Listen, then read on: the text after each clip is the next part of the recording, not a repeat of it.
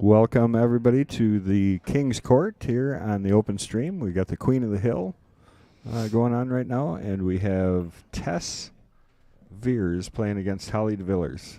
Holly's our current queen. She won last week against Connie Wassinger, and pretty convincingly. Oh, Tess has got to be careful. She almost scratched.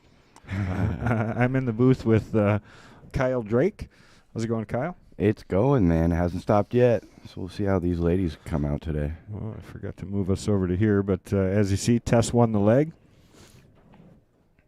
That might be unfair on my part. I might have got in Holly's head a little bit because last week she was practicing the leg, and I saw her doing that a little bit this morning. I said, hey, that didn't work last week. She said, I didn't care what game we played because the first leg she lost was to see what game it was. I think they decided that they're going to play 8-ball today. I did ask them that before the match. Yeah, 8-ball it is. You got to meet them both a little bit. Tess has played once before. Holly's been on a couple times. And we got Tess here at a 456 and Holly at a 402. And I think Holly was the favorite last week, but this week it looks like it might be a little bit different. From a Fargo standpoint, for sure. Right. I know how Holly can play, and all these ladies can play some days. Yeah, I'm new to it, so the Fargo's is basically all I have to go off of, other than the fact I did see Holly play last week. Yeah. She played solid, too. She did play real solid. I think she started off a little slow, but really got her rhythm there at the end and closed out the match pretty well. Hey, guys, if you like what we do us a favor, get on there and share, because that's really how this thing keeps running. What's going on, Paper? Good to see you. I know you're out there sharing for us, aren't you, buddy? But go there, copy the link from YouTube, take it over to your Facebook page, tell all your friends, tune in, check it out. Kyle and I will try to do halfway okay. I mean, I hope so, man. I got to talk about pool all day. I already know that. Yeah, you said you're like a self-proclaimed Jerry Jones fan, yeah? Jeremy Jones, not Jerry Jones, yeah. Yeah, man. I've actually learned a lot from him. Like, in my own game, he'll say something, and you'll see him predict what the pros do. Oh, yeah. And when you really see pros are easy to commentate. Yeah, but, I mean, they do well, right? Let's say, he would call shots that these guys would miss. And, sure. It's like before you get down on the shot, he'd say, for example, that the object ball is sitting on the rail, right? You don't want to put draw on it because it pulls it off the rail. Yeah. Well, the pro gets down and he puts draw on it to get shape on the next ball and pulls it straight off the rail and misses the ball. So yeah, I'll never put a heavy draw stroke on a cut down the rail. Well, you just got to hook it into it. As long as that object ball is not sitting on the rail. You can. You can, but it's not easy. No, especially when you get to that pro level 9-foot table. Yeah. And so, yeah, that's one thing I really enjoy about commentating is just you get so much knowledge. Yeah. And so, I think all the commentators have agreed and would agree that it's helped them in their game just to analyze that much pool and watch that much pool. That's why it's important to watch pool, and I never did growing up. I mean, I didn't watch anybody play. In fact, as soon as I was knocked out, I didn't care. Right. Yeah, not your problem no more, huh? I'm going home. But, yeah, man, I just dove really hard into it because when I started, obviously, all these killers out there who just know so much. And when you first start, you're like, how do you do that? How are you able to do that and, like, really accomplish that at a consistent level? And that's mostly because of the knowledge. Tess is in a tough spot here no matter what because there's not any pockets for the 3, the 1, or the 6 other than up on the high side of them. Up table. You got to get above them. And the 6 is tough to get above for sure. And you get a little bit of a window on the other ones. Not sure what she's doing here. This doesn't quite go, so she must be playing kind of a safe. As long as that 6-1 still goes, that didn't work out so bad. No, yeah, and she definitely blocked the 14 there, so she took that pocket away. I'm not even sure if the 15 passes the 14. Yeah, I don't think it does. And so you'd have to shoot that short side with the 6 there. That's tough shape to get there and break out that 14. Obviously, she's got a starter here on the 10 ball, but after that, it's not the easiest with all that cluster in the top right. So I'd be coming down table next. Yeah, me too. Try to get down on the 9 probably. That way I can put a nice stroke on this 10 ball. Yeah, you got the 9 or the 11 coming up after this ball. I don't think I see 2 rails in the future, but 1 rail for sure down like she did. Yeah, so she got a cut on the 9. She could shoot the 11. She might shoot the 11. I what guess about the 15 here? Go 15 and go into the 12 3 you're ball. talking Or about. yeah. No, that or comes the off 13. the 13. The 13. Play the 13 into the 3 and then play the 12 next. Well, prior to the debate about the 9 and the 11, what I was going to say, now it's all mute, but what I was going to say is getting up on the 13 to get to the 12, to slide over on the 15 to break into the 14. Yeah. But ideally, you'd want to leave a ball as much Yeah, as possible. yeah. If she would have had An the angle insurance here, I ball. would have said, if she wouldn't have floated so far, I would have told her to come off this rail back to the side pocket here and try to get to that 12 and leave that 13 in the middle of the table. Right. He maybe even run into the 6, play this 12 in the side, and that 6 breaks out the 14. Good shot, too, yep. Good bank here, but she's not going to get That's dead center. much reward out of it. That's But dead nice center. Somebody got to tell her it's Sunday. Banks are not open. Right. But they apparently are for her. Oh, look, She played called safe. Okay, great shot then. That's actually not I don't know that she wanted to make it in that case. I think you want probably hang it up. probably for a hang break it would have ball. been good. We're going to find out if that 6-1 goes. And it That was did. beautiful. Good shot. And the 6 hangs up. That was a Either great way, shot. she was sitting okay. That 3 ball's not a bad shot coming out of there. No, yeah, you could play that 3 in the corner or the side if you were uncomfortable. But this is going to work out pretty good for her. She's got to be careful here, though. right. I hate it when they're this When deep. they're hanging. Uh-oh. Okay, so that 3 doesn't pass the 12. It doesn't look like she'll have to play the 5 here in the bottom left. She's going to back up the 3, I think. I don't think she can see the 5, can she? Yeah, she can. If I'm looking at it over here on the overhead, and that back cut on the 3, past the 12? Way easier shot to the right. Oh, to the right. I don't think she can see the 5. She's got to bank this if she's She can shooting see it. it. Because I think she can see it. we're going to find out. Yeah, I don't think Not so. enough. Nope. She was playing safe. Yeah. She didn't have enough of that ball. To make it. Yeah, an aggressive play would have been that 3 back. I guarantee that shot went. It's just where are you going on the 5? So. Yeah, you got to let the cue ball loose there, and then get kind of a roll. I've always been a cowboy though. Yeah, me too, man. Get up and shoot. And so we got Holly back at the table. The difference is I always used to make them. No, I rattled too many of them. Yeah, man. I don't even rattle them. I just beat them into the rails for the most part. Oh, no, that's unfortunate because that's a nice shot by Holly. Especially when you're in the pocket like that. It's really tough to get the bottom of the cue ball if you want to get the bottom, because just to avoid that pocket, you got to put a lot of top or a lot of bottom on that. Well, she hit it with the inside. She definitely was aware of it. Right. And just incorrect on her line. Yeah. So Tess is going to have a great opportunity, obviously, here. And I see her getting out. I don't like that she's not putting an angle on this.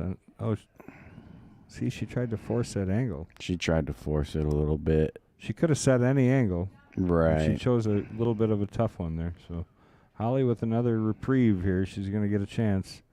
This isn't dead easy, but I think I'd shoot the 12, roll up for the 15 to the left, 15 or 14 to the left pocket. Oh, okay. Instead of playing into any of this. Because if you play into this 14, you can end up straight on it. She's playing the 15. I don't know. I think I would start with the 14. Hmm. She started with the 10 She like hit you that did. too hard, though. She's got the 15 down table. See, if you roll that half speed that. Right. You're right on line to shoot those 2 across table. Right. So Just hit it pocket speed there. Yep. I like 14 because it gets me back to the middle of the table. I always like shooting balls from the middle of the table if I can. I feel like it gets me around the table better, and I'm just more comfortable with those angles when I'm shooting from the middle of the table. And so it looks like she might play Safety coming. safety, Yep. or she might be banking this Two-way. inside. Yeah, like a two-way shot. I don't know. See if she called it. Because, see, she left it hanging there. Well, she didn't get behind the 15 as she would have liked, I think. Right. I don't know that leaving Tess distance is necessarily going to be enough, but let's see if Tess is feeling on here.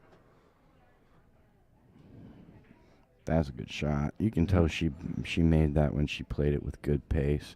That was really good pace. Just get the ball down. This is brutal to get on the 8 and make the ball. I think I'd be back cutting this to the right, just based on the 8 ball. See, I don't know about that because you're running into the 8 ball. You don't run into the 8 there. You come so. About here and out, and it's pocket speed. You just got to roll the ball in, but you wouldn't hit the 8 here. Making that ball. I think it's close. I think it'll come and it looks like she might do that. No, she's playing it to the top left. Yeah, and there you're gonna end up for sure up in that upper corner unless you drill it. I mean, and you gotta hit it pretty hard. You gotta hit it with speed. Yeah. She played the pocket instead. Both ladies having a scratch here on a long shot. Tess didn't make that one, but the cue ball had eyes. Right.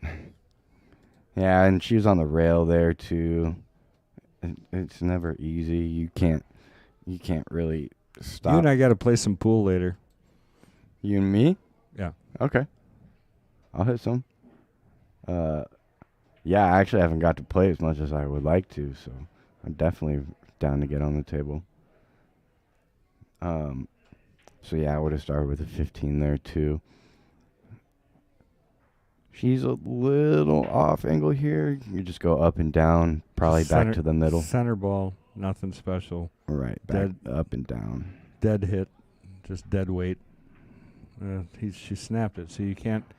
That's why you end up on this bad angle. You know, if she would have hit that just kind of a roll, dead roll stroke through the ball, she would have came more straight up and down the table, and a little thinner when you do that too. Yeah. But she should have no problem here. This isn't. No, yeah, this is no problem. You just gotta bear down and drill it.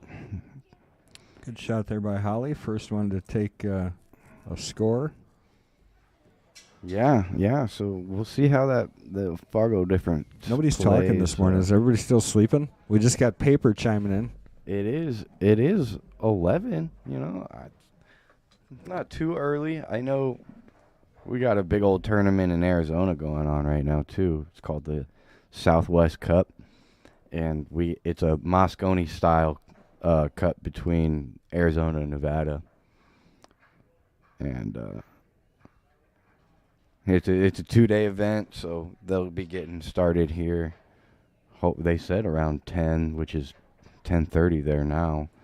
They haven't got started yet, but shout out to my Arizona boys taking down Nevada. We're kind of whooping up on them a little bit over there, but I was watching the stream yesterday and I forgot how much of a monster our pool tables are back in Arizona. They're playing on 9-foot, 4 1/8 inch pockets. So we got Holly here to break. Ooh, that's a good pop. She hit him pretty square. Cue ball got away from her a little bit, but I'm not sure. There, though. Yeah. She held it pretty good. She did. She hit it real square. You know, it definitely didn't get too much distance, but she's a little bit off of squatting the cue ball in the middle. But it looks like she did come up dry, so we got Tess at the table.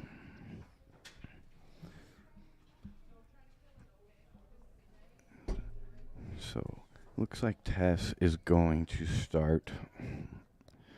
I like the 2 as a starter if you like solids, and the solids don't have any problems. That 7 ball looks like it'll go by the 8. I mean, you can start with the 3, you can start with the 1. I like solids here. You got that, 10, 15, 9 that's grouped up. The 13 goes in the same pocket as the 7.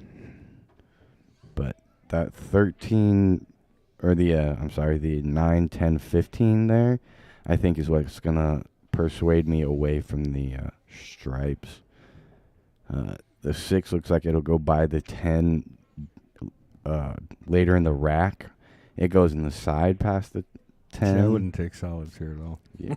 The 7 is the 7 and the 6 for me would be the determining factor. The 10 goes in the side, 13 goes in the right corner, 9 ball goes clean, 12 ball comes back in the side by the 3, 15 opens up after that. You don't think the 7 ball passes the 8? No. No, I think it's on it. We can look from the overhead and take a look, but I think it's on the bet. Not anymore. Oh, I can't even look now. Now I think it goes in the top left, right? I was going to look. That was a great shot. I would have taken solids because break that 7 out perfect. Yeah. That was a good shot by Tess to get that opened up. That was a great shot. She's got to get out of this corner right now. She did. She did a little too far. Right. Now I don't even think she has a cut on that 2 ball. So if she wants to continue the run here, she's got to take that 7 ball now, which is obviously, this is another shot. She's on the rail. It's a pretty heavy, cut straight down the middle of the table. Got to let your cue ball loose a little bit. This isn't easy to slow roll the hold for the 2-5, but if she makes it in that top left corner, she just called it. She's going to come back to the middle of the table. Hopefully not get hooked on the 15 or the 11, but I'm thinking like right between them or even around the 11. Great shot. She hit that beautiful. Yeah, see, she went around the 11 She's got there. a good angle here. Maybe not. Well, maybe. Pretty thin, but if she thin cuts this 5 in the side, she might be able to catch the edge of the 10. Oh, yeah, I think so. I think she can put a little draw and run into it full if she wants to. So it doesn't matter. She's playing the 2. Probably going to come around 2 rails for the side pocket. Doesn't look like it, though. It looks like she's going to... Can't tell what she's doing with her cue ball. Yeah. 1 rail in the side pocket. No. Yeah. Usually, honestly, it's pretty unfortunate to scratch off the end rail into the side.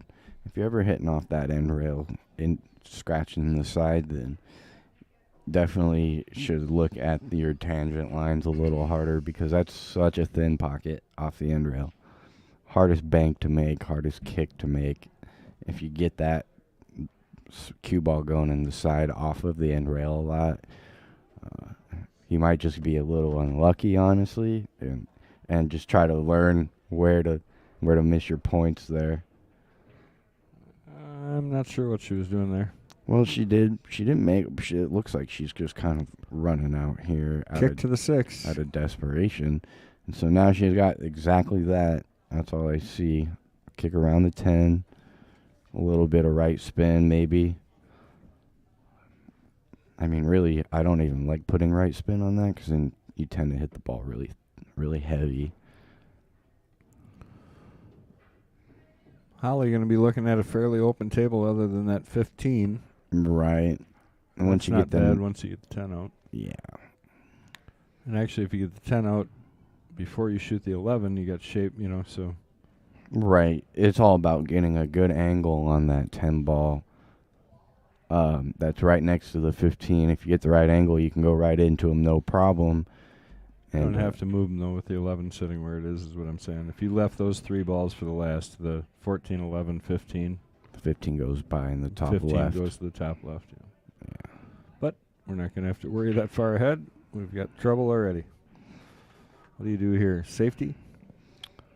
Yeah, I mean... Doesn't really pay to shoot anything. There's a lot of safeties you can play too here. I mean, you can clip the 10 into the 15. I wouldn't really do that, to be honest with you. I would just play off the 13 here and put her end on the other end of the table. It doesn't hurt you to let her hit the 6. There's no pocket. It doesn't hurt you. She's going to have so much trouble playing safe off of that single ball. So if she wanted to, she could play a shot just leaving her on this end of the table, knowing she's going to hit the 6 next. Right. Just to open her up. And that's fine. I mean, I would rather have my opponent kicking at the ball either way, if I could, Sometimes it's good to have them do the work for you. Yeah, yeah. And in this instance, honestly, you're probably right. It's probably really she's simple. She's going to do the one thing we both agreed she shouldn't do. Unless she's trying to make the 12. Unless she's trying to get out. Great shot.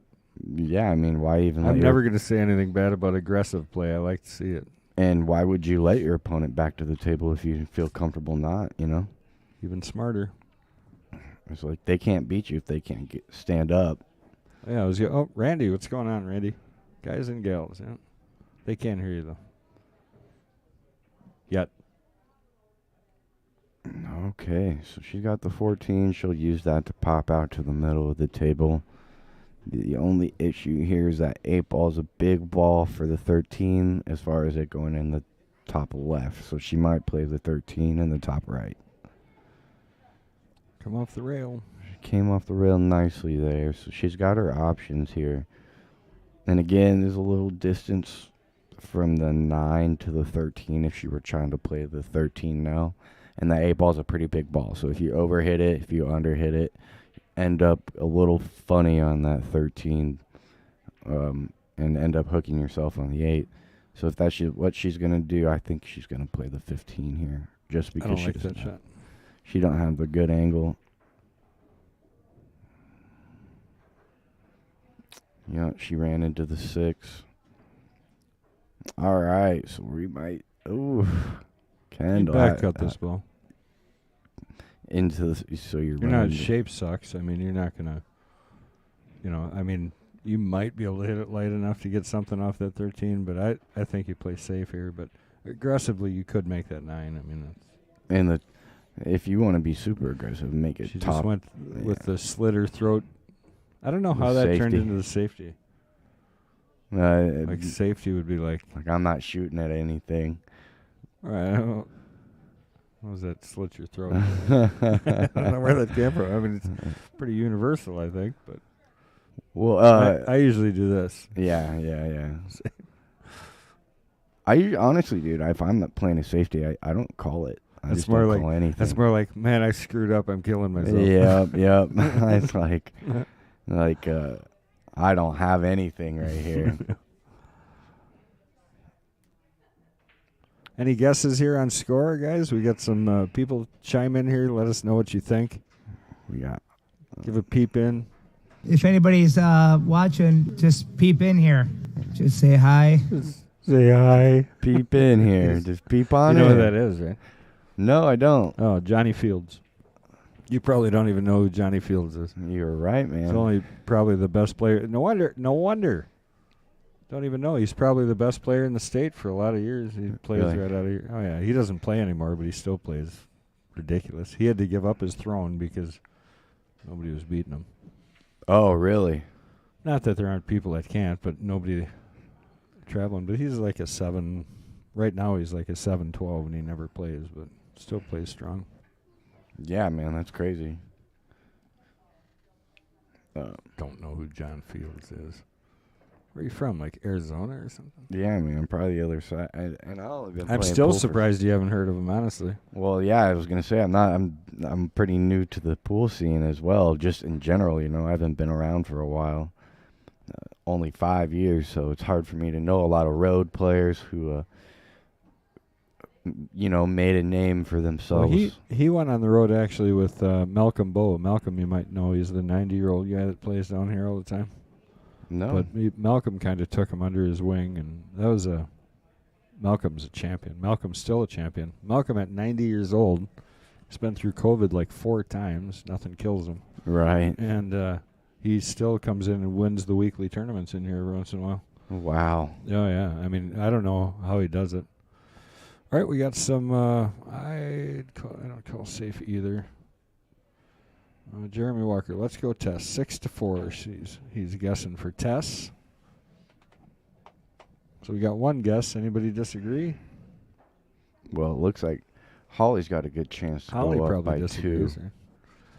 here. Now, I think Holly can get through, or it's Holly at the table. No, actually. No, this is Tess. Tess is at the table. Tess can get through to the 6-ball. You can tell by the camo glove. I think Tess has got a camo glove, and Doesn't Holly have a pink one? You have a pink one? Holly. Oh. I don't have a pink one. I don't even wear a glove. I have calloused hands. I'm a working man. I don't wear a glove either. All right, Tess with this cut shot to get to tie this thing up at 2. Or at 1, sorry. Jeez. Numbers are tough. It's still a little early for a pool player. This is a decent cut. You just got to make Nothing sure you to bear it. down. Oh, It man. wanted to go down. It wanted to. Didn't need much more energy. Randy, they're only playing to 6, so we'll take that as 6-3. So do you like using the end rail here, Kendall, or do you like hitting a draw across the table? Draw. You can't kick that. You just got to draw this over, I think.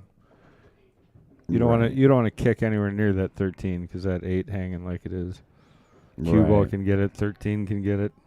Yeah. And, you know what I mean? Well, you can get it with the draw here, too, if you don't hit it good. Yeah. If you don't hit it good. I think you increase your odds by running into anything or trying to hit the rail. That's not going to work for Holly. See, I think she did try to hit the rail, or she just... Oh, that might work for Holly, actually. And that I tell 8 you, ball's... these are tough when they're that deep. That too. 8 ball's so deep, it's hard to kick at it. You know, she might have to hit the end rail up here by the... Or the long rail on the right side. Slight by curve the down side the pocket. long rail. No, she's going to kick. Yeah. See, this is what I'm saying. I think she might have to go this way. And even then, that's super hard because if you hit it dead on with a little bit of speed, it'll follow that pocket speed. You barely hit this ball is what you do. Yep. Unless you feel like you can swerve it around the left side of the 9 and down the rail. Down the rail is a little bit harder to scratch than if you were to kick off the right long rail. One top English here too. If you spin that with top, you're less likely to follow it in. Believe it or not, 'cause I agree with that too. And kind of dead kills your cue ball. It gives it a little angle off of impact. Should be aiming at that third diamond, but she's almost. I think she's going to be short. That's in. Oh, that's perfect. Man, she was just short enough. And she did come off that. Great shot. That was a great shot, man. And she almost missed it. I mean, any more further on that long rail that she kicked before the 8 ball probably could have cost her. Yeah, let's see that again. That was beautiful. That was beautiful. I was right, though. She lined up. She was short, but she was short perfect. She was short just perfect, yeah. But she definitely played the short side of that ball. And obviously, if she plays that with a little less speed, she'll be a little less short as well. But she hit that pretty darn good. I mean, there's no chance of scratch how she made that ball. So she definitely hit that well to tie up the match here at 1-1. And a race to 6. Boy, is it fun to look out here and see my juniors. Yeah, man. Playing. It's hard not to smile when you see those kids on the table. I mean, especially these guys here. They're all 9, 10, 8, 9, 10 years old. That's what I was going to say, dude. They all can shoot a ball. None of them look older than, like you said, 10, 12. I wish I had that other camera changed over so that we could. Yeah, there's not a single one that's 12. I think they're all 10 and under, honestly. And that young man over there, Andrew Strombros, I'm going to screw up his last name, but his son, he's really can barely reach the table, and he's a pocket maker. I mean, he makes. Yeah, no, it's awesome, shots. Man. I love it. I love seeing it. It's super fun. I love doing it. Right. I mean, it's cool to see, It's like these kids really enjoying what we enjoy, and honestly, you just kind of know they're going to they could really take it somewhere if they wanted to, Well, Caden Hillman started in our juniors program, and that kid's on fire. And obviously, my kid, he's up in over in Minnesota. He took second yesterday in the Seco. I don't remember the name of it. I'll look it up here quick. But took second to T.J. Steinhaus. There you go. That's solid. Well, Mason went hill with Thurston Holman. He took Fedor 7 games, in a race with Fedor. I mean, Mason can play. Right. Mason's on his road. He just got all the sponsorships, and I believe, I don't know if I think Mason's the first professional player that's got a sponsorship that's a non-pool corporate sponsor. Non-pool related. Right. So he's got a company, Globe Marketing or something like, I don't remember what it is, but that and the Clarion Inn. He's got a hotel sponsor that sponsors him to travel. For his That's rooms awesome. and travels, yeah. That's really cool. That's a good hookup right there. It's somebody's name. It's a memorial tournament, 44th year. Status I shared. Meanwhile, we got Tess here at the table. She's running out the stripes. So she's got a problem with that 9-ball. Really, she doesn't have a shot right now. It doesn't look like. Secco Verarni Invitational 8-ball. So he took second to TJ, 32-man field out there, and then 9-ball coming up today. Oh, what were they playing, 10-ball or what? 8-ball yesterday. Oh, okay. Mason's a rotation player. None of them know that, though. Right. And he came second in the 8-ball, so they still don't know that, huh? Actually, Mason's a one-pocket player, but there's not a lot of one-pocket tournaments. No. Hey, what's going on there, Supkis? And Lacey, good to see you. Nice kick shot. Tess, I agree. Lacey's coming back sometime soon. She always waits till, the Fargos get way up there because she wants to dominate everybody. Right. Not playing unless it's a challenge, huh? Let the Fargos get higher and higher. Well, if Holly has anything to say about it here, she's got a decent looking table here. The only problem I can see is the 2-ball, and because it looks like she's going to break out the 6 right here a little bit.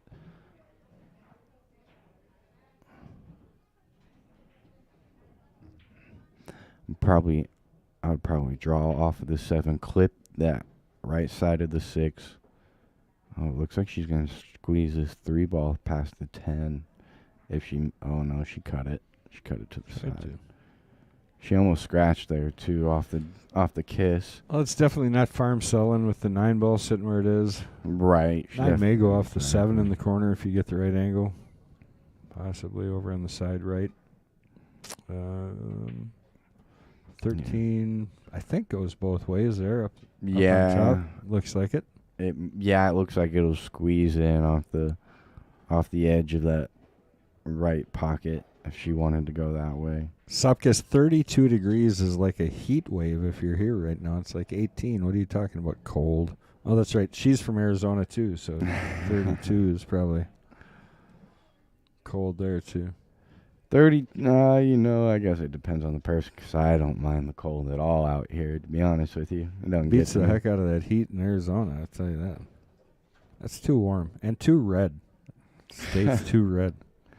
I mean, I don't care either way, man, as long as I got somewhere to skate. I just can't look at red all day long. Yeah? The sunsets out there are unbelievable. Caves are cool. Yeah, so you don't like Sedona too much with all that Red Rock, huh? Well, that's different. I'll go to a concert at Red Rock, but I couldn't live there. Is all I'm saying. I don't mind visiting. It's beautiful to visit, but if I was there every day looking at red and heat and dirt all day long. There's a lot of dirt. Yeah, you don't see a lot. You don't see a lot other than mountains and dirt. Yeah, she said cold in Tucson is like 80. Yeah, yep. Everybody's putting on their sweatshirts. Right, yeah. I think that takes rain, right? For people are bundling up. Right. No, so it depends, man. Sometimes, they just aren't used to anything below, like she said, below 80. Oh. That might scratch, yeah. A little wild there on that shot. Felt like she jumped up through that ball. Uh-oh. What happened there? Oh, she must have hit that. She must have made contact with that ball. Oh, that's like that watching those two guys on YouTube all the time that are playing. You ever see those two guys? I think they're Chinese guys. Oh, yes. He's running into the ball with his stick and pushing his Just balls distract the guy for long enough to pocket something, you know. Yeah, push it in. All right, Tess with the break shot on the 9, and she came out as good as she could on that. She had the 15 either way, which was the plan, but came out even better with the 9. It's going to work really well for this pattern, get her to 2, I think. Yeah. She's on the rail here. You don't want to overroll this ball and end up hooked on 7, the 2. Or 7, actually, would be your problem, I think. And she hit it perfect. She went forward. It's weird. I stunned that ball to come straight out, you know. Right, but on the rail, that's the only reason she wanted to roll forward there, to be honest with you. She didn't want to dig and elevate the cue, which is the only reason that 2 ball would have come into play. I got to sit down with you, I'm telling you. Yeah? Yeah. I don't know what that means, man. That means, like what you're talking about up there, just a miscommunication between you and I. Right. Going forward, she actually put top on that ball to run into that 2. If you hit that ball with center, it comes straight back out. Right. So you wouldn't had to dig down on that ball to get it to come straight out. I'm saying she actually propelled it forward on the shot. Yeah, she hit the top of the cue ball, right? Yeah, right. Where center ball brings you straight out. You don't mess with the 2 at all. You know what I mean? But you gotta, in order to do that, she was up over here on the rail, I believe. You know, if you can't see the middle of the ball, you gotta jack up to get to it. Because she didn't pop off the rail like I thought she would a little bit with that 9 ball. She left it real close to that rail, which is why she wanted to get through that cue ball and make sure she doesn't have to jack up, you know, or slow roll it and end up on the end rail. It's just whenever I end up on the rail, man, I have to hit the top of the ball. I can't jack up off the rail, even if I'm not literally touching it. If I'm anywhere a centimeter or 2.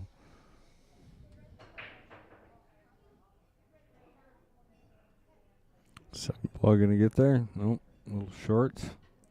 Oh yeah. Yep. So that's another dry break here. Are they both? It looks like they're both hitting the head ball square on. I mean, she had a decent cue ball there, and it looks like it ended up married to that 14. So I think that takes away that starter for the stripes. Where do you start here, Kendall? There's nothing too easy I see off the bat. It's not really a shot. 14 might cut up. Combination. She does have the 5? Does have the 5, and then that goes to the 6, but Solid's got a little bit of a problem up there with the 8-9-2. She drilled it. Back cut the 6, possibly run into the 8-2-9. Just a little bit outside on this shot to get there. Yeah, that's a tough cut too. You got to put a little bit of speed on it. Make sure you get that 6 ball all the way there. She's gonna go to the 1 instead. I actually don't mind that. Just see what she does with running into the 3 here, like she's going to. Didn't quite get it to roll over that one more time it needed to drop. Yeah, that was a rattle, and she had a good look at the 7 afterwards. But we'll see what she left here is what's important now, I guess. It looks like she got the third. This is Tess at the table. She's got, see, this is the only thing I really like too, as a run out. Let's start with the 13 down. Now, even though she missed that, she hit that pretty good because she was jacked up right over the middle of the 3 ball. Which, a cut down the rail like that distance, never easy when you're jacked up over a ball. So that's going to let Tess back to the table with a look at the 6, it looks like. She's going to squeeze it by the 10. And she's always got that 1 ball hanging for insurance, which is what I'm guessing she'll play shape for here. Oh, nope, she's got the 7 now. I'm interested to see how she... I guess she could play the combo on the 4 if she wanted to. And she's got the 7.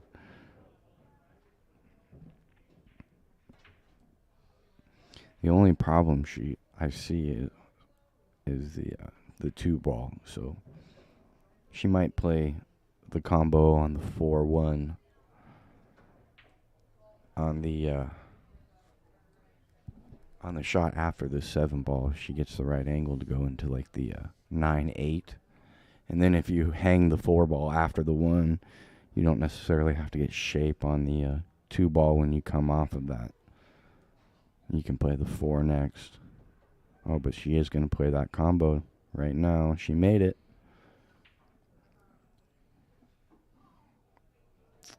Okay, so she's still rolling here. She's got to look at the 7, I think, past the 14. If not, that's really close. She might have to play the 4-ball here.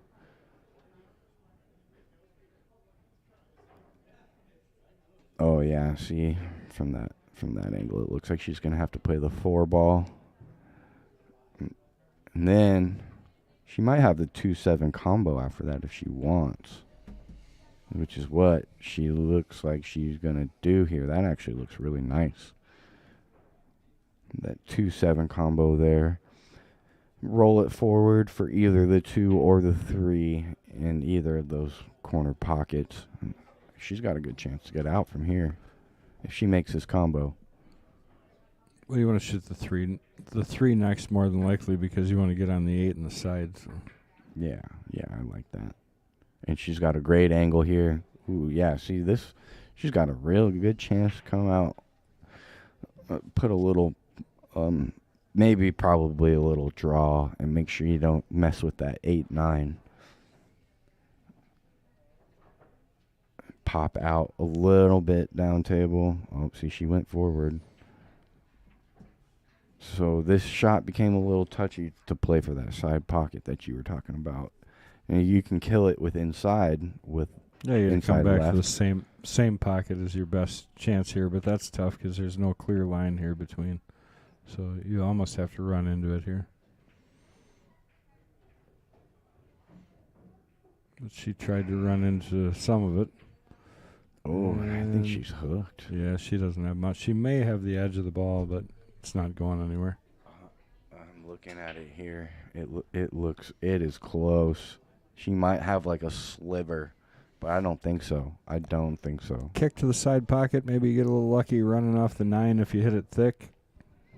Yeah, you hit this like straight perpendicular into that side rail with a little bit of right?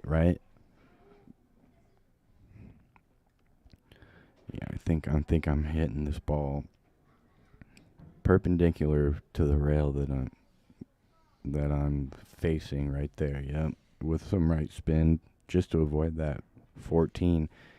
And that's the side you need to hit to make it on this side, which you might. Really good try there. That was a great shot. Yep. She ended up on the end rail, which didn't sell out to Tess necessarily, making Tess shoot a long shot, and not necessarily a straight in one either. She's got. Yeah, that couple 9. Toughies here. Wow, that 9 doesn't go in the bottom right or the bottom. She's got the 11 and possibly the 10. Yep. Unless she wants to run the 15 all the way down. Run the 15 all the way down. Or bank it. Could bank that cross side. That's not the worst shot. Leave it tight against that rail. Make her cut it. Right. Down to the bottom corner. She's going with the 11, which is probably even better as long as she can get up table and not leave her the side pocket for the 8 ball. Uh-oh.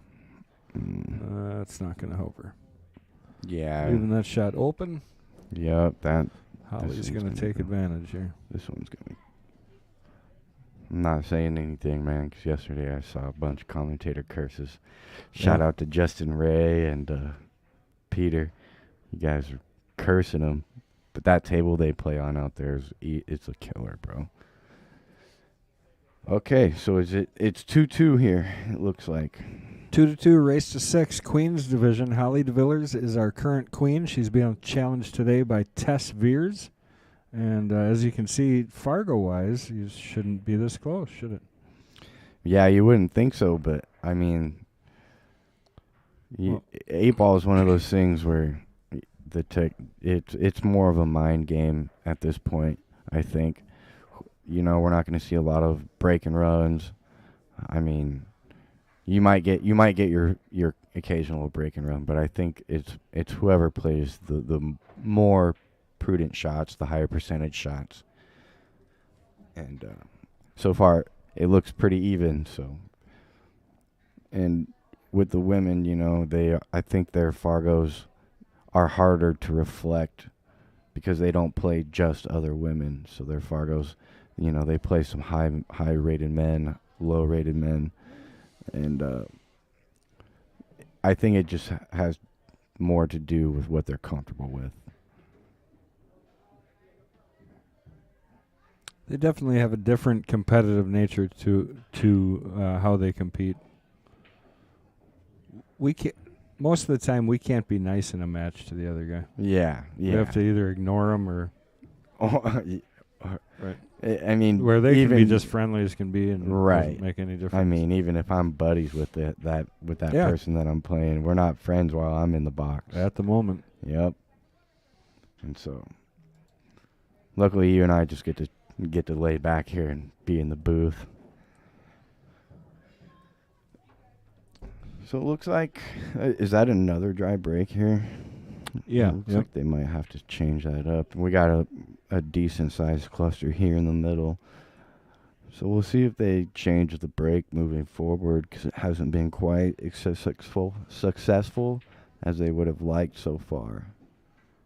Tess with a good idea there. I think she wanted to just kind of come into the cluster and open things up, kind of re-break.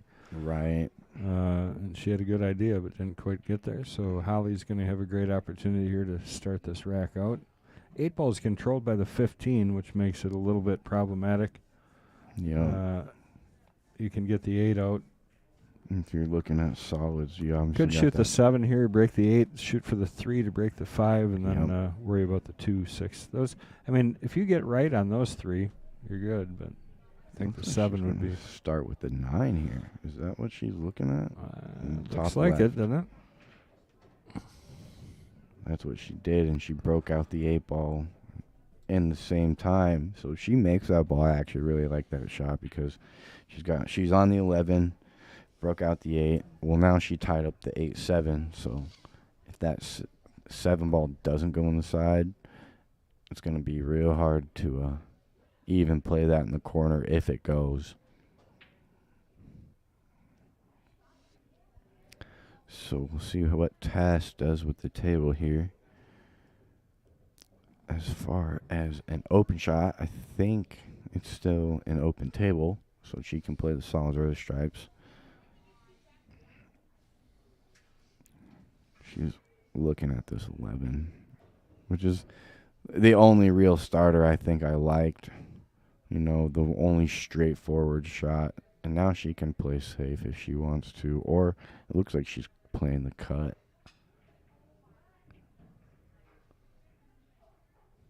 Yep, she played the cut and she hung the ball up. So now Tess is going to go ahead and give the table back to Holly here. And she's corner hooked on that 1 ball. She's got to play either the 2 or the 4 here. She's going to play the 4 ball here in the side and go into the 7. So she opens that ball up. Now it looks like she tied up that 3 ball. So that 3 ball is only going to go up table now, upstream. And she can play the 2. She can maybe bank the 7 if she wants to, but then you're putting that cue ball around that 8 ball. Probably not the best option. I think I would play the 2 here in the bottom right. Then you're kind of stuck there too. See, it looks like she's playing there. She's going to do that.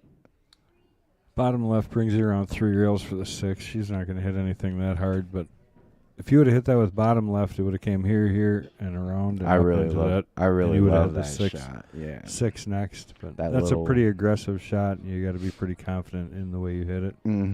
If you don't know that shot, I don't advise taking it. But if you do know that shot, you practice a little bit. That's a fun stroke to put on the ball. I can't lie. Those ones are satisfying to make. She's gonna play the combo here between the. She looks like she was just playing it. Yeah, she's trying to play that off the 9, I think. All right, well, we got Tess back at the table here. She's shooting the stripes. As far as the starter goes, I'd see she can kick the 13 if she wants to. Looks like that's what she's going to do. The only question is, where does that get you?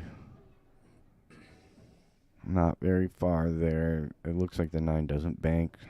We might see a safety coming up. So, guys, right after the queens, we got the Jesters coming up. And the Jesters, we got Bill Hegelwald, and he's challenging our current Jester, Brandon Vieau.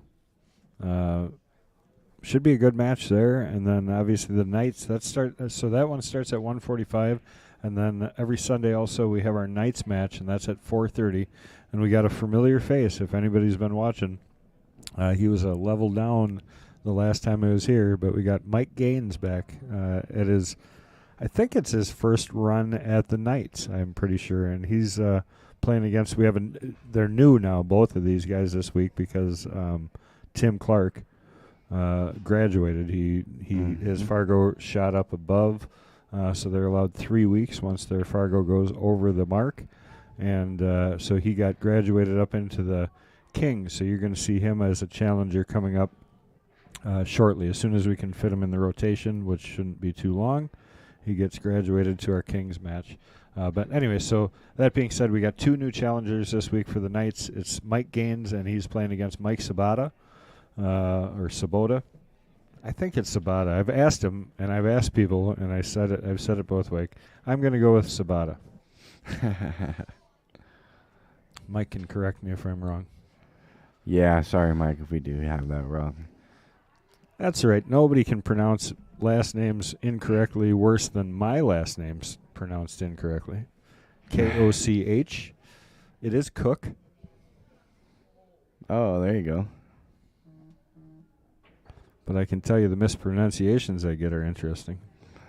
Oh, yeah. I probably don't even know what I would say. Probably Koch.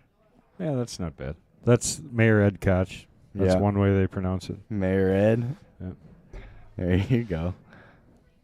Just call me Ed. Yes, sir. Well, this is a cluster of a rack here these ladies are trying to work through. Yeah. Holly's at the table here. Holly's shooting solid, so she does have the 1.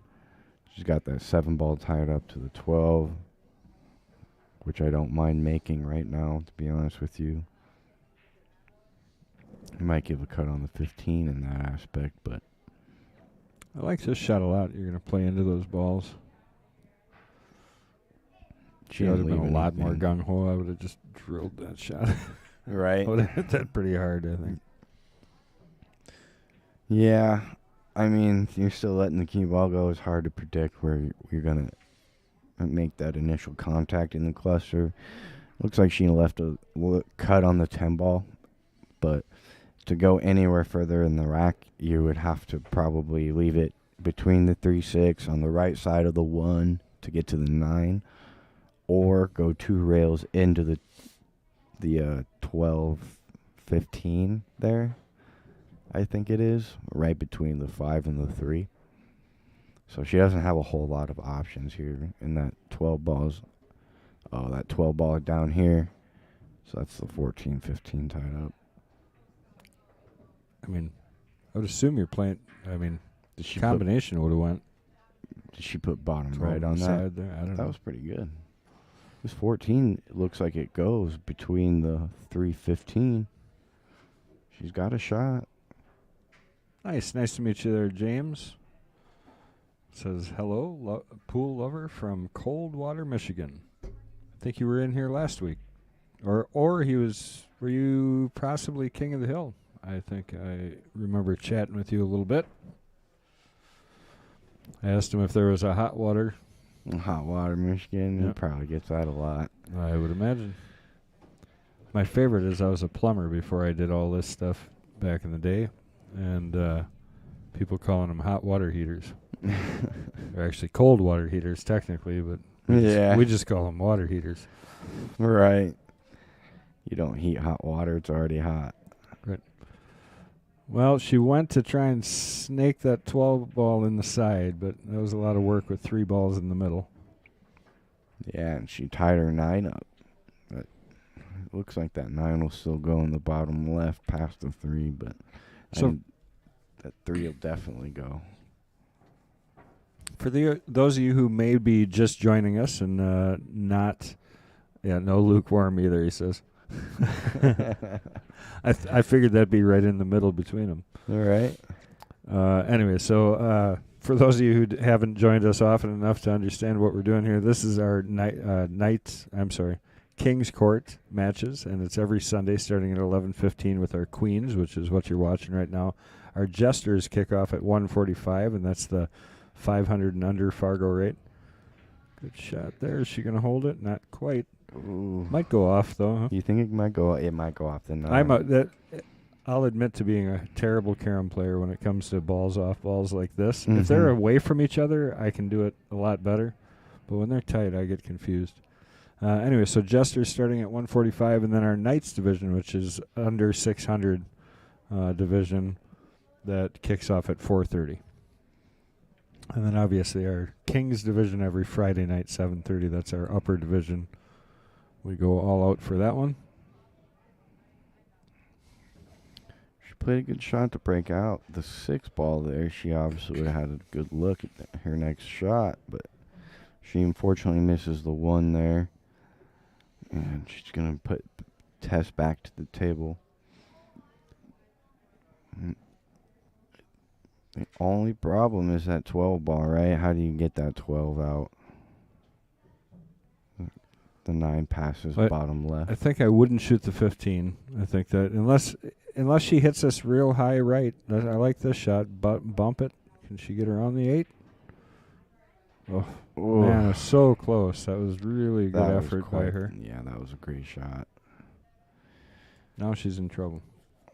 She can cut the 14 in the bottom right and play 1 rail into the 15 or that 7, just like she did. She's got to watch the scratch. What an unlucky hit that is. That's about. I mean, she didn't scratch, but that's as bad as you can hit it without scratching, or as unlucky as you can. Not getting a result. Yeah, she hit that beautiful. Safety coming. I think you're just going to see her tap into this 12 ball. Honestly. Or kick at the 9, but I don't even like kicking. Yeah, I don't like kicking at the 9 either. Might as well just tap this 12. I mean. Yep, I agree with that. You might give away the 6, but it's still gonna. Well, the 7's gonna be in a rough spot. Force no matter Holly what, to break out her 7 ball at the very least. She's calling the rail off the 7. Yep. Oh, but look at this. How'd that come out? Look at this. She hooked. She hooked her. With the 7 on the 6, no. All Holly can do is cut the 1, right? Still an out here. 2 rails back and forth for the 3. As long as the 3 goes, I think it does. I don't think it's tight enough to the 9 that it won't go. So Holly's going to have to run back and forth 2 rails and then get all the way back up table for the 6. And then the 7 in the side to the 8 would be the out if you can. I agree muster with that. It. Yep. 7 in the side or up bottom left. She hit that good. Oh. She just hung it. When she let it go, I thought she made it, and it looks like she scratches. Yeah, that's about the worst thing she could have done. Gives Tess a very good opportunity here, shooting the 9 first, rolling up to the side rail for that 12, which does go past the 8, and then put the 8 in the same pocket, I think. It's a pattern. I agree with that. Now, obviously, this is still a touchy shot. She's still got to hit this 9 ball well. Well, if you're paying attention, she's got an angle to go to that end rail, which makes it a lot more controllable. Mm-hmm. So she was smart. She didn't just try and roll straight forward. She used that end rail to control her cue ball a little bit more. Yep. And good shot there, too. Didn't try and overdo it. She knew she could cut this ball back, even if she just stopped it right there. And I think sometimes that's good advice for everybody, is just understand the limitation of the especially if it's your last shot. Don't overcomplicate things and try and get too perfect. Just get yourself a makeable ball. Yeah, you see a lot of rattles. A lot of people rattle the ball, force the ball, trying to do too much and get, like you said, too perfect on the 8. I know in my first couple of years I had that huge problem, It's like you should be out of the rack, but you make a mistake real late in the rack because you're trying to overcomplicate things. So Tess didn't let that get away from her. She takes a 3-2 lead here on Holly in a race to 6. So we're about halfway through this match, and we're still seeing a real even match. Nobody's running away with it. Nobody's outplaying the other.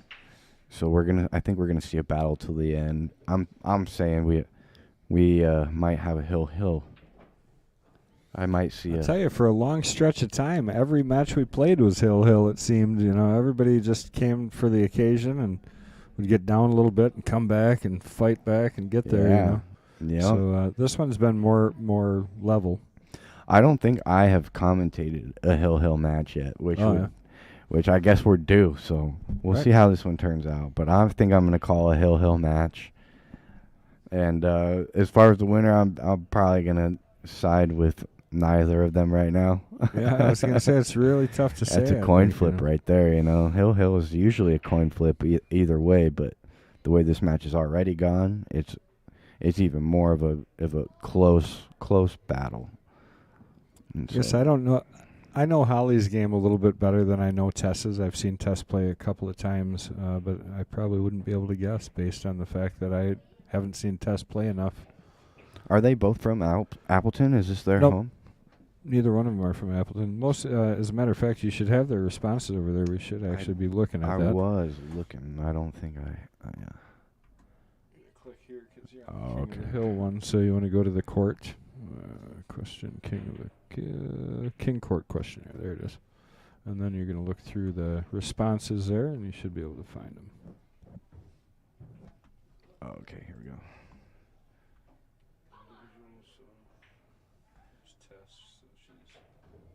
You can just click through them, and then Holly is in there too. So now go up to individual on the right. Oh, okay. There you go. And then, yep. And then you can do the same thing on the other one. There's Tess, yep. So Tess is from Rhinelander. She's 29 years old, along with Holly.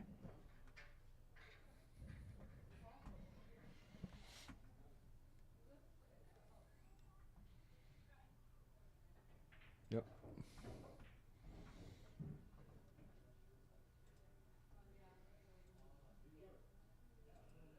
She was almost at the bottom. Oh, Holly. Oh, she was second. That's right. Right, both 29. I got that right? Yeah. Yeah. That's what I thought. I'm surprised we put that on the Queen's questionnaire. No. Ladies don't like to share their age. Tess is only 28. Oh, okay. I messed up. Yeah. Sorry, Tess.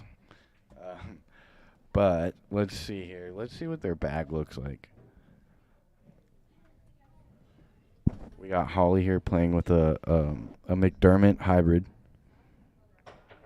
And she's got 2 custom McDermotts, it looks like. Nice. Tess, meanwhile, is trying to run out here that 4-ball. That's kind of going to cause her some grief. I guess the 5 is going to cause it first, though. Ooh, she hung that ball up.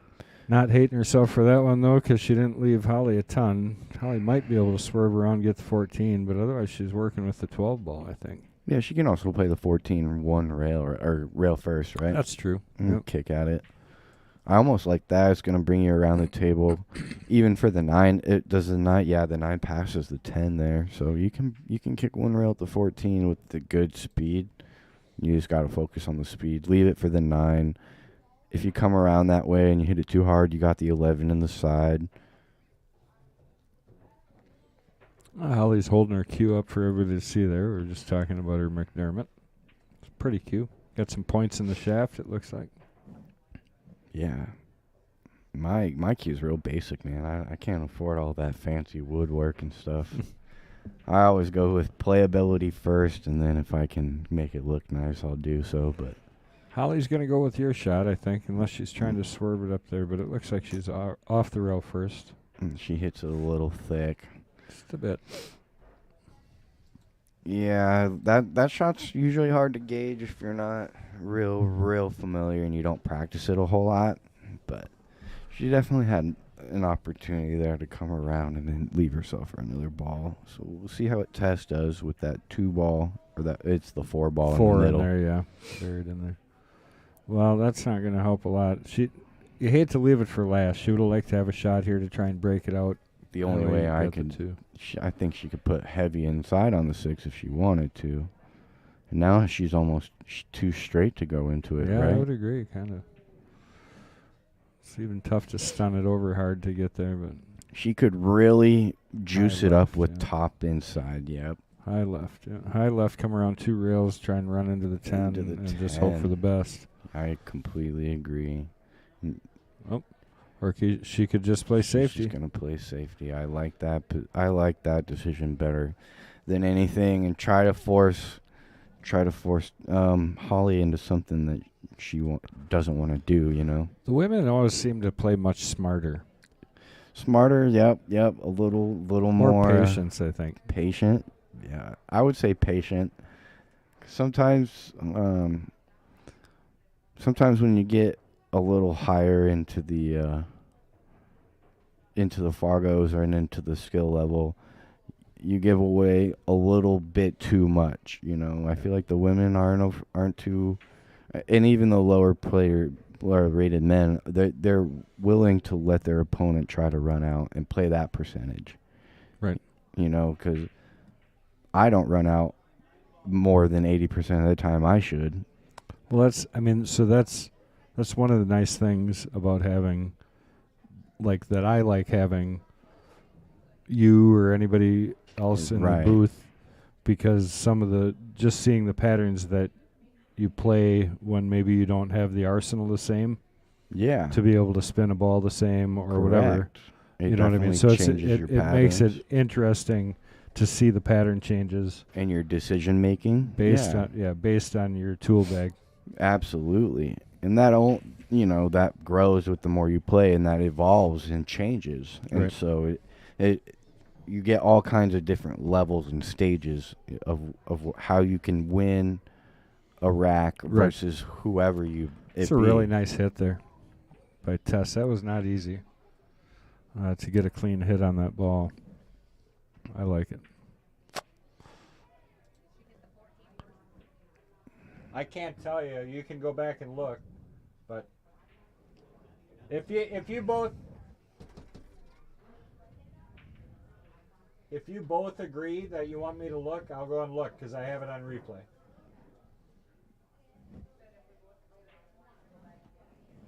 Okay, so it was a good hit. It was a good hit. I'll look again. Just give me 1 second. So we're gonna double check this hit here. But I think it was good.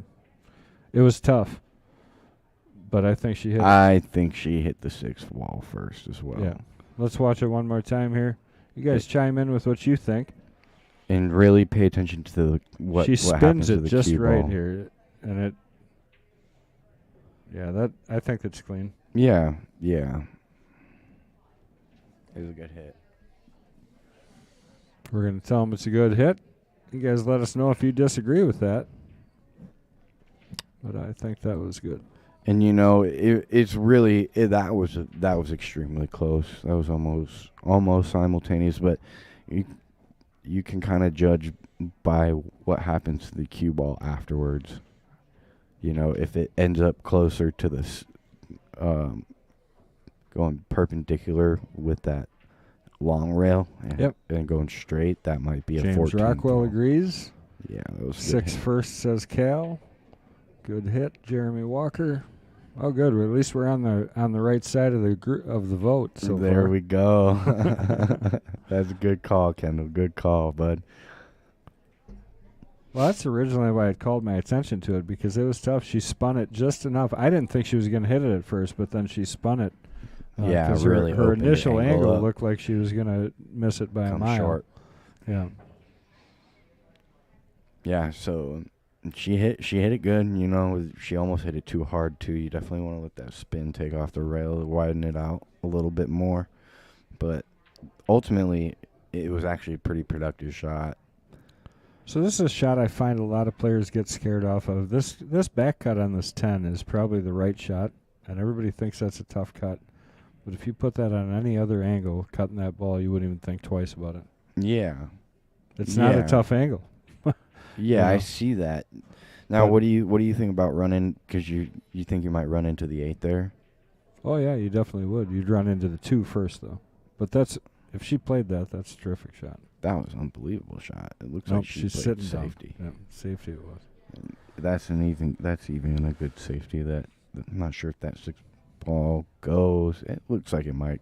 It's close. If you look at the overhead, it almost looks like it does. But otherwise, she'll be cross-banking it down here 1 rail, I think. Yeah, because then that 4 will go in the bottom left.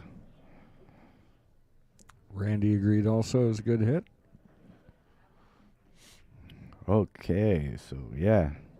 At least we didn't get that 100%. Yep. I think we're all in agreement to that one. Except for the guy on the other end. Oh, she went for it. Grumbling, saying, that was a bad hit. Just don't want to get online and type it. All right. Holly looking good here. 10 ball. 9 ball on the side. 15 corner. 8 ball corner. Yep. It's all easy on paper and from the booth.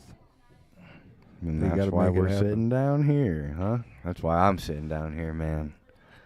There's Roy Skinador. Roy Skinador is coming up in one of these matches pretty quick. A lot of people know his son Ray Skinador, but Roy is the OG hustler in that family. There you go. Roy plays great pool still. And our good friend Barry, his son. Barry and Ray. Where do they play out of? Here. Appleton. There Green you go. Bay. There you go. I'll have to go down to Green Bay and play. I haven't played out there yet. I think old school is pretty much where everybody goes if you go to Green Bay. Yeah, It's called old school, yeah. Because I went to varsity. Varsity was pretty nice. Yep. Their tables are nowhere as well kept as here. No, they Probably just got a different little more crowd, traffic, kinda. yeah, a little more traffic, a little more college town. These tables here, Kendall, I'm telling you, man, they play as sharp as you can get, really, shot on by a day-to-day Tess. basis.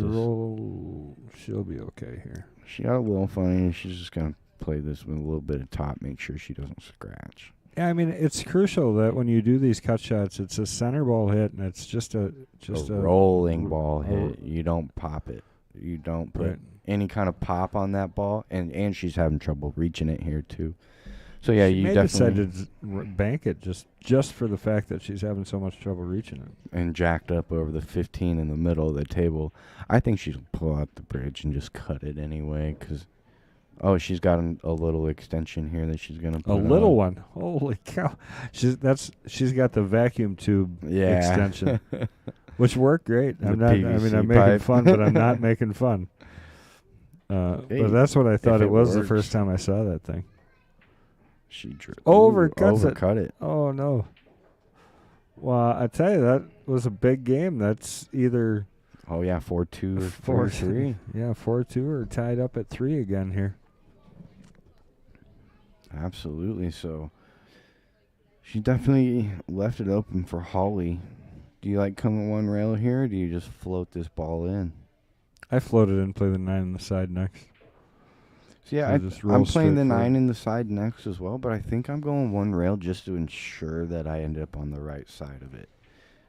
See, if I don't... Oh, she hit it too hard. I overhit it like that. See, I would rather let it out, play back to the middle of the table 1 rail so that I know I'm coming back to the 8. Now she's got to play it...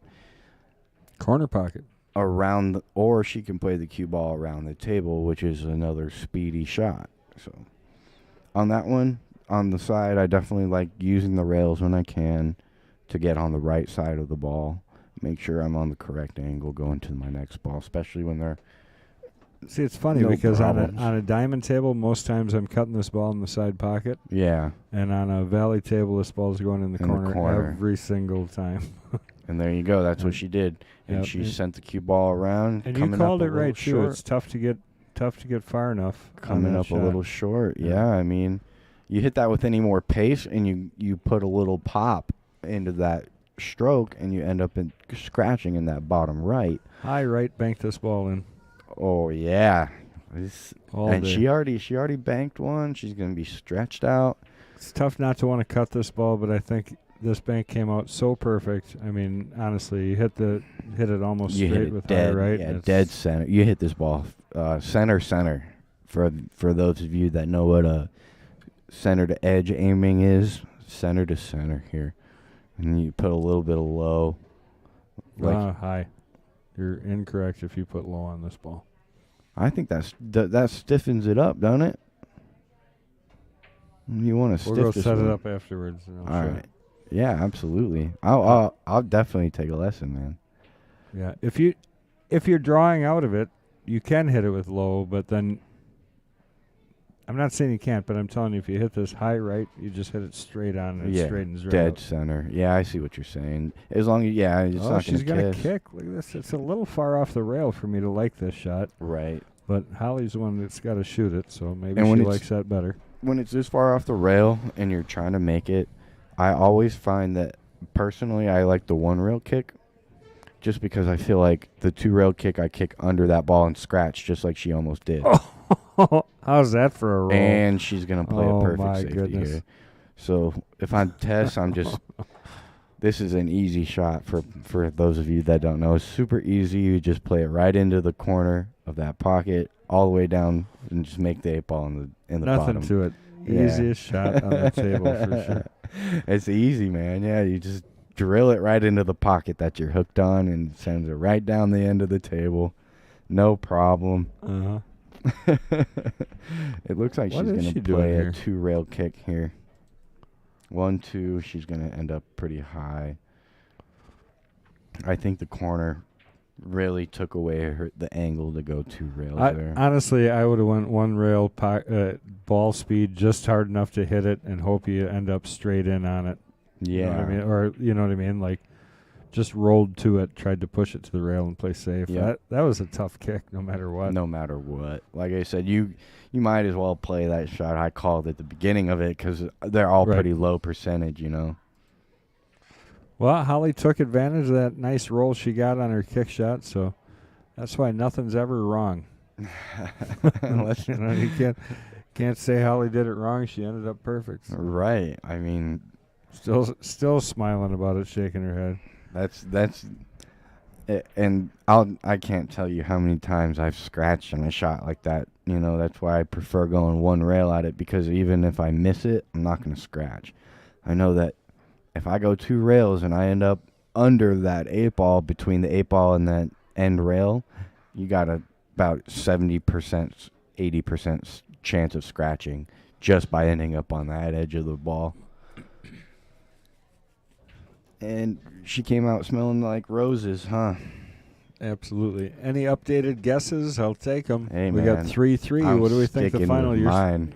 Hill. Huh? I'm sticking to Hill. Still any guesses on the winner? Oh, you know what? I think I'm gonna go with Tess. Just rooting for the incoming player. Yeah, underdog. Well, she's not technically the underdog. No, you're right, but like coming in as the incoming, you are though.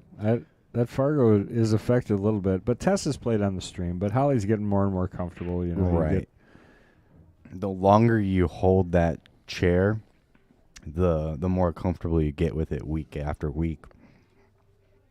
I mean, I played on the stream a couple times. It doesn't really affect me, but just knowing that it's a big match affects me or not. Whether who's watching or not doesn't, but I tend to put a lot of pressure on myself to perform well when I feel like I should. So we got tip. We asked both players what tip they use. Milk Dud is what Tess had said, and she actually references why she used it, and she says it's because Efren Reyes used it. What about Holly? Holly just likes the ones that hit well. Well, that's good theory. I can tell you those layered tips for me, all of them are not great. Yeah, the best luck I've had so far has been the how. Yeah, the how tips. The solid leather, huh? No layers to it. I prefer it, but the how is actually it's a layer. Layered tip. That one's a layered, right? It's the first layered tip that I've actually enjoyed. Felt like, all of them hit great at first. Right. For about the first 1,000 hits. Yeah. After that, I just think they compress too much and they get weird. Right. They get hard. Yeah, and it's not even the hardness. It's like it doesn't hold the chalk correct or something. Yeah, and there's probably more maintenance that goes into that too. That was a great shot there. Well, because I've done tips now for 20-plus years, too. I mean, I don't do them anymore. MH does all of them, but that's what I used to tell people all the time. They'd ask the difference between them. I said, because everybody thinks you can get more English with a soft tip, which is just not true. Right. But I told them there's maintenance either way, but for me, getting a little bit harder consistency tip keeps it from having to be shaped over and over and over again. You just have to rough it. When you have a soft tip, you got to shape it all the time, and you go through tips a lot quicker. Right. That way. Nice shot there. Stays out of the pocket. Doesn't end up with a whole lot out of it, but she got a breakout. 14 might go. Yeah, that's a thin cut, but I think you're right. I think it'll go if she wants it to. It's tough to avoid the scratch there as well. It looks like that's what she's going for. Well, she avoided the scratch. She cuts the paint off of it. Somebody will probably have to repaint these balls for the next match. Well. And so we'll have to double check that 14, make sure it doesn't need a touch up. But that's going to put Tess here at the table. It looks like she doesn't have any clusters to worry about, thankfully. She's got the 3 and the 4 lined up. The 3 is going to go past the 2, so I would get on that 3 ball as soon as possible. She's going to play the 6 here and get to the 5 or the 7. That was a beautiful shot. Jacking up, testing your skills. Gotta come straight down through your line when you do this. The thing about these shots is anything left or right of center of your line is going to hook it a little bit. It throws it off. Yep. It throws it off a lot. That's the trouble she had there, I think. Yeah, I agree. I was really impressed, actually. Ron Sosnowski, the gentleman who runs all the leagues here at the Mad Apple, he comes in every Sunday. It's kind of his routine. He comes in Sunday, he'll shoot for a little bit, have some breakfast. And he said he spent an hour and a half jacked up over balls, shooting balls. And then I played him a little bit, and he ended up over the top of a ball. And he hit it better than I've hit him. Right. So it just goes to tell you, and not saying I hit him good, but that practice, even on a tough shot like that, makes a huge difference. And, I mean, he definitely had control of it. She got lucky that ball didn't hit the 14 a little. She could have ended up hooked, but instead she's got a nice shot. She has a great Well, shot. it would have been unlucky, actually, for the 3 to hit it and knock it out, out of there. But still tough to get to the 8 here. Yeah, she's really got to dig this ball or go one rail. I don't think it doesn't go by the 5. Oh, she would have been all right. Left-hand pocket up there. Yep. But she did miss the ball. She's missed it, but she definitely tied it up with the 4, not giving anything clear here for Holly to run out so easy. So she's definitely going to have to take the right pattern here. It looks like she's lining up the 7 by the 5, which is also not necessarily the easiest shot. I know that 5 can just get in your head. So that's what she's calling. It looks like she's going to play the 7 by the 5. It goes. She hit it great. She's dead center. So now she'll play the 5 here. Do you break out? The only question is, when do you break out that 4 ball? I don't think. I mean, honestly, I like taking it off the 2 to break it out, and I'd love to have the 5 there if I did that, but she doesn't have an option for that. No. You could come around 3 rails, if you know that shot. 3 rails right now to break it, but she's not going to. She playing just the 1 here. Looks like it past the 2 in the side. Off the 2 in the side. Off the 2. Getting rid of her break ball, though. Yeah, and she definitely moved that 2 out of the way, so she is going to have to probably use the 5 to break it out. And now I'm interested to see how I think you just play safe here. Yeah, I agree. Try and leave her behind the 8, make her kick at the 14. I would just clip the 2 and that's good too. Leave the cue ball behind the 2. put the cue ball in front of the another side one of those pocket. cases, though, where even if you left her the ball, left her a sight of it, it's not going to hurt you. You got enough balls layered around the table. She's going to have trouble. See, like right here. Tess can hit this ball, but where's she going to put it? Right. And Holly sweetened up her 2-ball a little bit, pushed it out in front of the side pocket some more. Yeah, and that's what I really liked. Here, if I'm Tess, I'm just clipping the 14. Gonna leave the cue ball on the end rail from a cut. I'm leaving it up top. Don't leave her cut on the 5. That way you don't move the 14 too much. You're gonna still hopefully keep it tied up. Well, that's what she tried, but she hit That's a what little she bit tried. hard, She yeah. hit a little tough. So she did leave a cut on that 5. That was the only thing I would have defended against. And yeah, a little bit later. Mm-hmm. Just a touch later. I really like that shot. It's a good shot. And that's keeping it real simple. So she hit that a little too thick, a little too much mustard on that hot dog. So ball in hand. I'm like BIH. I guess I should know that term. Yeah, that's BIH. ball in hand, isn't it? So I like cutting the 5 here. It looks like she's starting with the 2 for whatever reason. I like starting with the 5. That's a tough shot. Right. I don't like starting there, especially if I'm going to sell out. But It's it's amazing just the difference in confidence on every shot. Some guys look at a shot and go, nothing, dink. Right. And other guys look at it like, wow, I'd never shoot that ball. Yeah, not starting there. And that's what it is. That's 100% what it is. Well, 9-ball, I think, is important. A game that everybody should play based on the fact that it builds some of that confidence, and you learn a lot more that way, I think. Because you're forced into shooting some shots. You only have one shot. Yes. Whereas 8-ball, you have too many options, And really, that's why I prefer rotation, especially on the 7-footers, man. It's mindless. You got one shot to make.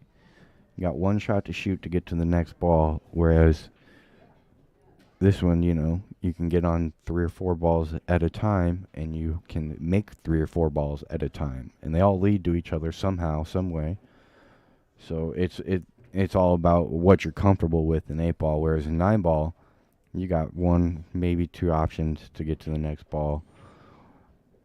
And it really forces you to take what the table gives you, whereas 8-ball, you're definitely able to maneuver and definitely take 100,000 million different routes to get out. Okay, so she missed that ball. And that's going to bring Tess back. I'm not sure she has a cut, but she has a bank if she wants it. That's aggressive. I'm shooting the bank. I'm being aggressive. She's got the 14. Oh, yes. She's shooting the stripes. I'm sorry. Like bank, the 4 balls right in the way. So 14 down here in the corner pocket. Past the 8. Hold it for the side pocket. Yep. And in fact, I'd probably draw this a little bit over to the side rail, just to leave her a little tougher on the 4 if I would miss. If you do miss. I like that, playing a little bit of a double shot. Not so much that I worry about it, but I mean. Yeah, right. Because once you start playing the double shot is when you start missing your shot. You're not fully committed. So you're obviously purely focused on making this ball. With low, well, that's like that with any shot. She though. hit that yeah. Once you aim, you put your English on, you make your adjustments, and then all of it goes away, and you just stroke it with confidence. Right. Yep, stroke it with confidence. So once she determined she was going to put low on that ball to leave her a little tougher on the 4, then you just you're done. Yeah. Yep. Then you're back to the last thing through your head should be make the ball. Right. Yes. Absolutely. Every time. Absolutely. So good job there by Tess finishing things off. We thought Holly was going to take that and ended up getting that 2 into the 14 a little bit too solid. Now we got a 4-3 match here. Tess needs 2, Holly needs 3. And we'll see if we continue this trend, it seems like, to break serve I don't think anybody's won on their rack. They've alternated each rack, and each one has not won on their break because nobody's had a 2-rack lead yet. Oh, that's true. Yeah, they have. Mm-hmm. On every other. Yep. Nobody's had a 2-rack lead. And like I said, I don't think anybody's held serve. So I really think if one of these girls is able to put on a good break and make a real good run and put a little bit of pressure on the next girl to either run out or, you know, play a really, like, not give away an easy safety at the end of that rack, I think we'll see it sway one way or the other. Oh, and that's another issue that we've been seeing today for these girls is they been struggling a little bit on the break. I think that was dry and she scratched, unfortunately. Which is going to give Holly ball in hand here. So she's going to have the option. I think she's going to go for the stripes here just because of that. That 2-4-3 is pretty clustered up, so I'd probably start with the 15 because it's the only ball I can see that's a huge problem. As far as getting shape on, even though you got the 9 right there, that leads to the 15 pretty easily as well. So you got the 11 ball next to the 6 that doesn't go past the 6, but it goes up in the top right corner. It goes in the bottom left corner. It goes in the other side pocket once you get rid of that 12 ball sitting there. So we'll see where she starts at 13. It looks like she's going to run this rack from top to bottom. That's one thing I have learned about A-ball is that once you kind of start with a side, you want to move one end of the table to the other so you don't have to go up, back, and forth too much. You minimize your cue ball path and distance, and that's going to always lead to easier and more consistent run-outs. And so she takes the 13 here, so she'll be working from that end of the table back towards the middle and work through this rack. Straight in on the 9 here. She follows that ball. I probably would have hit a stop shot there. She's got this 12 inside. See, she's moving the cue ball a little more than I like normally. She's got a 12 in the side, which if she runs that through, I'd probably play for the 14 next. Play the 14 to the 10 in the side, then the 15, the 11, and then the 8 ball goes in. Well, she decided to try and get that 10 out of the first. I don't mind that pattern, other than the fact that she kind of eliminated her way back onto the 15 ball. Right. Because that 14 doesn't get her back to the 15 easily.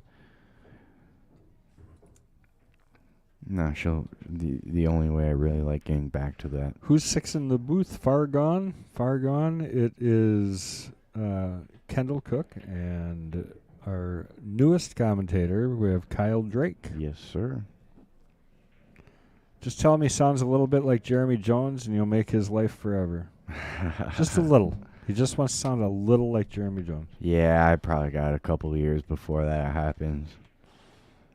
That guy knows everything there is to know about the game. Somehow, you know, he makes some great calls. If you ever watch him play, I mean, he was a good player. Any good player understands this game and understands how it's played. And I tell you, it's easier to commentate when you got guys that know how to play pool. Absolutely. You know, and I mean, and have a big arsenal and play it the right way 90% of the time. Yeah. You know, so it definitely makes it easier. I think. You know, this is more of an educational experience because Absolutely. of the fact that you have players that are maybe experimenting with stuff or don't have the exact answer all the time. Or like you said earlier, just not the arsenal in their bag. Right. And so I think that helps my game more than anything too, you know. You learn what to do, what not to do. You just learn more situational pool that way. Even that shot's an example, you know, I mean. There were a few different ways you could have played that shot, and that's why it was a trouble shot, because now she's in a position where she's got the 14. That's really her shot, and that is tough to get to anywhere because she's pretty straight in, you know. Yep, she'll small have to angles, small differences. Shoots the 14. I like taking the 12 next. But She can also play the 11 here in the side. It's a tough cut, but that's going to pull you 3 rails back to the middle and give you options. Although that's obviously a lot tougher of a shot here than the 14 straight in. You guys must be doing an awesome job out there sharing the stream. We really appreciate it. We got quite a few viewers here for the Queen's match, so we appreciate everybody. But please go out there, share the stream a little bit more. We got the Jesters coming up here shortly. It's actually probably going to be running a little bit behind. Patrick Glynn is going to be coming in to commentate the Jesters along with Kyle, who's commentating with me right now. Yep. So you have a couple new guys, or one new guy in the booth, as I'll check out. I can't have all the fun. Well, you could, but... Oh, it'd be selfish. I would be jealous, man. I would be super jealous. And we got Holly here. She's going to be jacked up over this ball for the 12. This is not an easy shot. She's going to get shape. She makes it. It was close. That was a good shot. Never easy when you're jacked up. So speaking of our upcoming matches, there they are on the top right. And take a look there. We got Bill Hegelwald, who's sitting over in the bleachers. He gave me a wave before when he got here. And he's going to be challenging Brandon Vieau, who's our current Jester. And it says 145 there on the flyer, so maybe we won't be running behind. I don't know why I thought 115 in my head. Probably because of the 11:15. The 11:15, yeah. But stick around for that, guys. It's going to be great. And Patrick's always a lot of fun in the booth. Yeah, absolutely. Patrick was my first one I commentated with. And I think we went all day. I think I did three matches that day. All right. And I think I went all the way to the Knights that day. I can't remember. Chris Gontanis is retired. Oh, really?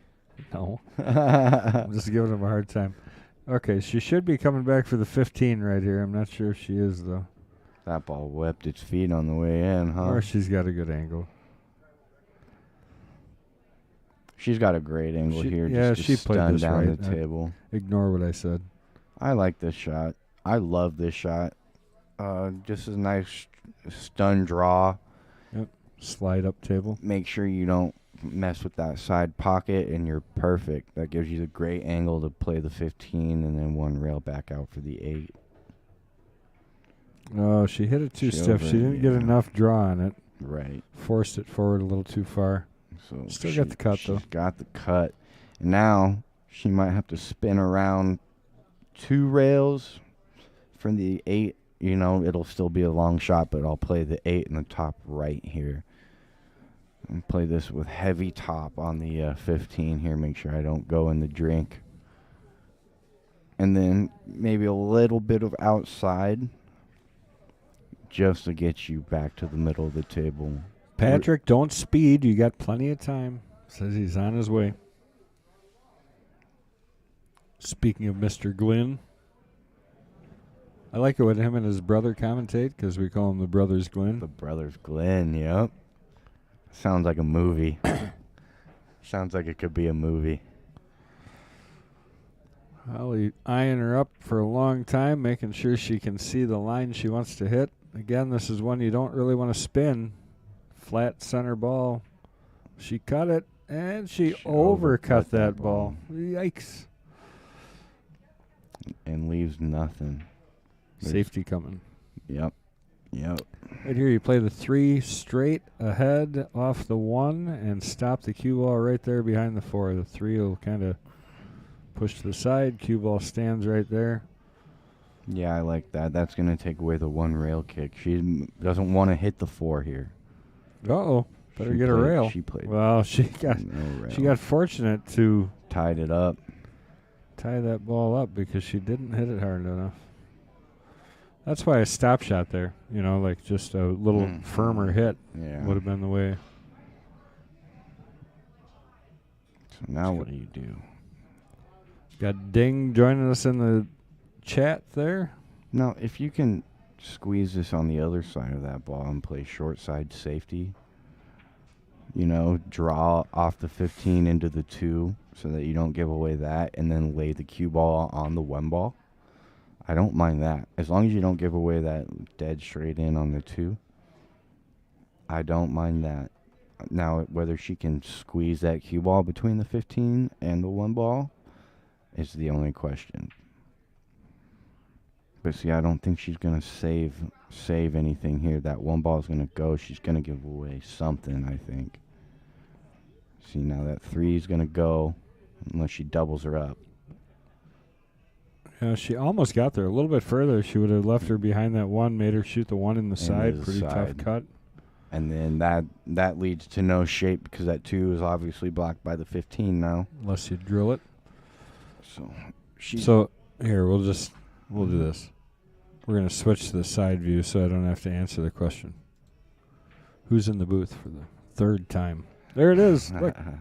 There he is. What's up, guys? Our newest commentator. Yep. All the way from Phoenix, Arizona. We should just, you know what we should do? We should call this the ugly cam. I don't We're disagree go over with to the you, ugly man. Yeah. Yep. You guys got to deal with me from now on. Which hopefully I can be of some entertainment, enlighten you guys a little bit on something, give you a little bit of a different perspective. Supkus, did you share for us over there? Did you talk in the chat? Tell them while they're waiting, they should come over and check out the open stream on Mad Apple X stream. She said that she mentioned that Federer won 9-2, which doesn't shock anybody. Oh, what's going on right now? Turning Stone Classic, New York. Oh, Mason was trying to play in that tournament, but the guy that runs it, when Mason talked to him, said, well, as soon as it starts, you need to sign up because it fills up. So Mason signed up already. I believe it. For next year, not right. for this year. Right. So the day of the tournament, they start sign-ups, and it literally fills in a day. Yeah, I think that's a 128-man field, too. Yeah, great tournament. And Mason's looking forward to competing at it next year. Yeah. I know. Jason Shaw basically owns that tournament. He's got Mason's got quite a stretch coming up. He's not back until the 29th of January is when he finishes up, and he finishes up with Derby City Classic. He played that last year. He actually placed 40th in the overall. That's pretty solid. He moneyed in, out of 460 of the best in the world, I would say that's extremely solid. Absolutely. Especially for his first year there. He moneyed in every event, and I think he's really looking forward to the one pocket event this year because he's played some really strong one pocket this year. That's good. And nice out. Speaking of real strong. That is real strong. Tess finishes that off really nicely. So that's going to put her on the hill. 5-3 Tess. She's going to have a timeout. We're going to have Holly take a timeout here.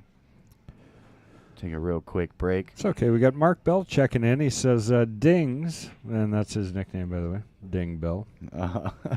Anyways, like Ding has his tournament coming up. It's a Scotch high-low tournament next Saturday, January 14th. The 2023 spots are still open. I think we're taking, 24 upper, 24 lower all together. Is that here at the Apple? It is, yep. And basically what they do is they pair you off. So we got one upper division player, one lower division player, paired up as Scotch players. What is the division divider there? What's I'm sorry, you're putting me on the spot. I really don't know the answer to that. But if you go to the Facebook page, Mark's got all that stuff listed and the information. So absolutely, jump over to Facebook and check it out. Yeah, I might play in that. I haven't got to play as much pool as I would like to. So I'm kind of been in a slump here. I know I subbed for Patrick's team, and I didn't play worth a lick there. What else we got? How do you? We asked both players, how do you feel about jump cues? And let's see. We got right there. We got Holly says she dislikes, and so does Tess. How about the pattern rack? We asked him that one too. It looks like they're both really traditional players here, sticking with With the wood racks, no templates. They don't like templates. They don't like jumping. Now, I'm not sure whether they don't necessarily prefer that style of play or they're just not keen to them themselves. Sure. Yeah, I know I personally do like both of them. I think that they added a little bit more of a different aspect to the game, but like I said, these guys are some traditional players. Both players prefer 7-foot tables, and what about as far as what they play on? Diamond and Valley. So you got Tess, who says she typically plays on a Valley table, while Holly is more fit to the Diamond. So, and 8-ball, 10-ball for Holly. Yeah. So if Holly would have had her pick today, it would have been rotation, where Tess decided on the game today, so that's why we're at 8-ball. Yep. And I think that's coming through a little bit. I think Tess is playing a couple more strategic plays where she's thinking 3 or 4 shots. Holly on her way back here, so we're just about ready to continue this match. But we asked them both how they got involved in pool, how they started playing, and it looks like Tess says her grandpa actually owned a tavern and taught her how to play. And what did Holly say over there? Holly doesn't remember how she got in. She's not sure. Well, actually, here we go. I found it here. She said when she started making balls, the rest is history. Yeah, so basically, as soon as you figured out you could do something with it. and I definitely can attest to that myself. I know when I started playing, it's probably one of the most satisfying things to hit 3 or 4 balls in a row for your first time. You know, you start to learn. It's like magic almost. Right. And that's what I think we all get hooked by, that feeling as pool players. It's super satisfying to have a goal right in front of you and to be able to achieve it, you know. It's so quick rewarding, and it's addicting, and that's why we all get hooked. Well, yeah, I mean, it is like, okay, I made 2 in a row. Can I make 3? Yeah, can I make 4? How many racks can I run? Yeah, you know, correct, and then it doesn't stop. It doesn't stop, and that's I think that's what we all are super drawn on. So we got Tess breaking here. She's on the hill. I think the thing that interests me the most is the mental aspect of the game and how much of a level and a depth that can go to. Yeah. Because the physical aspects, once you have your mechanics correct, it's just a matter of staying in tune and staying on top of them. Yep. So just the mental growth that you can have from any match. You can play a great match against somebody and have some mental growth, and you can play a really bad match and have some mental growth. Absolutely. So I think that's the other part that is addictive. Always wanting to learn and really break down, like you said, your mental barriers. It's a real personal game in that aspect. You know, you're the one who has the goal. You're the one who puts the pressure on yourself. You're the one who eventually wins or loses against yourself, you know? And that's what I enjoy. I enjoy the personal challenge, making sure that it keeps me straight and honest, you know? The table's going to tell you when you're wrong or right every time. You know, it doesn't beat around the bush. It's not Mr. Nice Guy, and it shows you a lot about yourself and, you know, your true heart. And so, Kyle, you know that trick shot there on the 1-3? Do you know how to do that? The throw shot? Yeah, there you go. Yeah. So explain that to people. So it looks like that 1-3 here is going to be aiming out to the right. She's not doing it right now, just so you know. Right, she's lining it up. Yeah. So this is like an anti-throw shot. You would want to hit this ball on the right-hand side of that 1 ball, and it's going to throw that 3 ball because the 1-3 is touching. It's going to throw that 3 ball to the left side, and it's actually going to anti-throw it away. It's kind of the opposite way you would normally cut that combination. Mm-hmm. So normally you would cut that 1 ball to the right if you had some distance hitting between it those on two the left balls, side of the 1. But the physics throws those 2 balls and kind of twists it into the hole. Correct. If you hit it opposite way. So I really do love that too. Yeah, when those it's balls. It's one of the first trick shots I ever learned where I just kind of went, holy cow, what?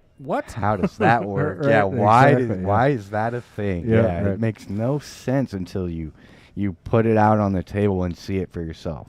Yeah, so if So if you're new to the game and you don't know that shot, just set it up sometime. Just throw it off angle a little bit and see how far you can actually get that ball to throw backwards like that. Yep. And it's pretty neat. The key with that is that how much space is between that 3-1 when you hit up to about an 1/8 inch. I think you can get it. They got to be close. It'll work that way if it's within about an 1/8 of an inch. Yeah, they got to be close or on each other. So if you're questionable about whether they're close enough or not, that's when you want to experiment with it. And you have to be shooting at it. So here she's going to shoot it. So this is the shot. So instead of shooting the ball to the right, she should be hitting the left side of this one ball if she knows this shot.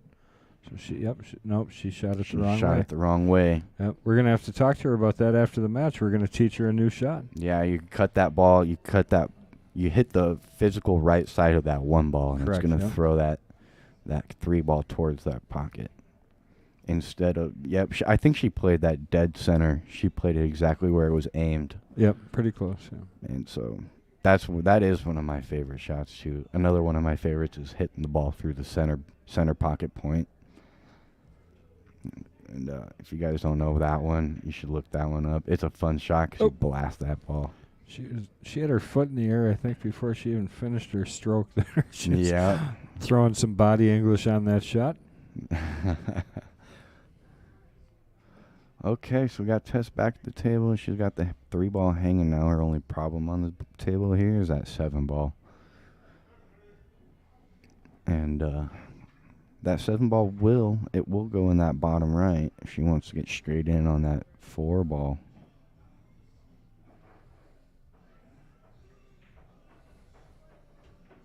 She played the combo there. That's not hurting her.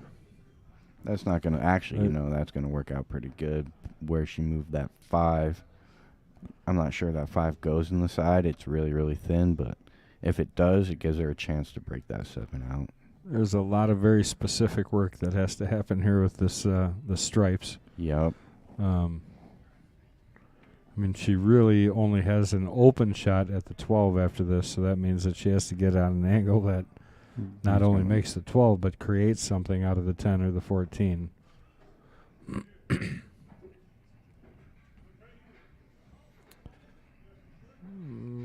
This is come out real interesting here. She's jacked up over the 3. Oh, man. Yeah, this 10 is ball tough. might bank. The throw is going to take it. It right be between close. those two. I like that, other than the fact I'm jacked up dead center over the 3. Correct. Yeah. That shot is just so tough.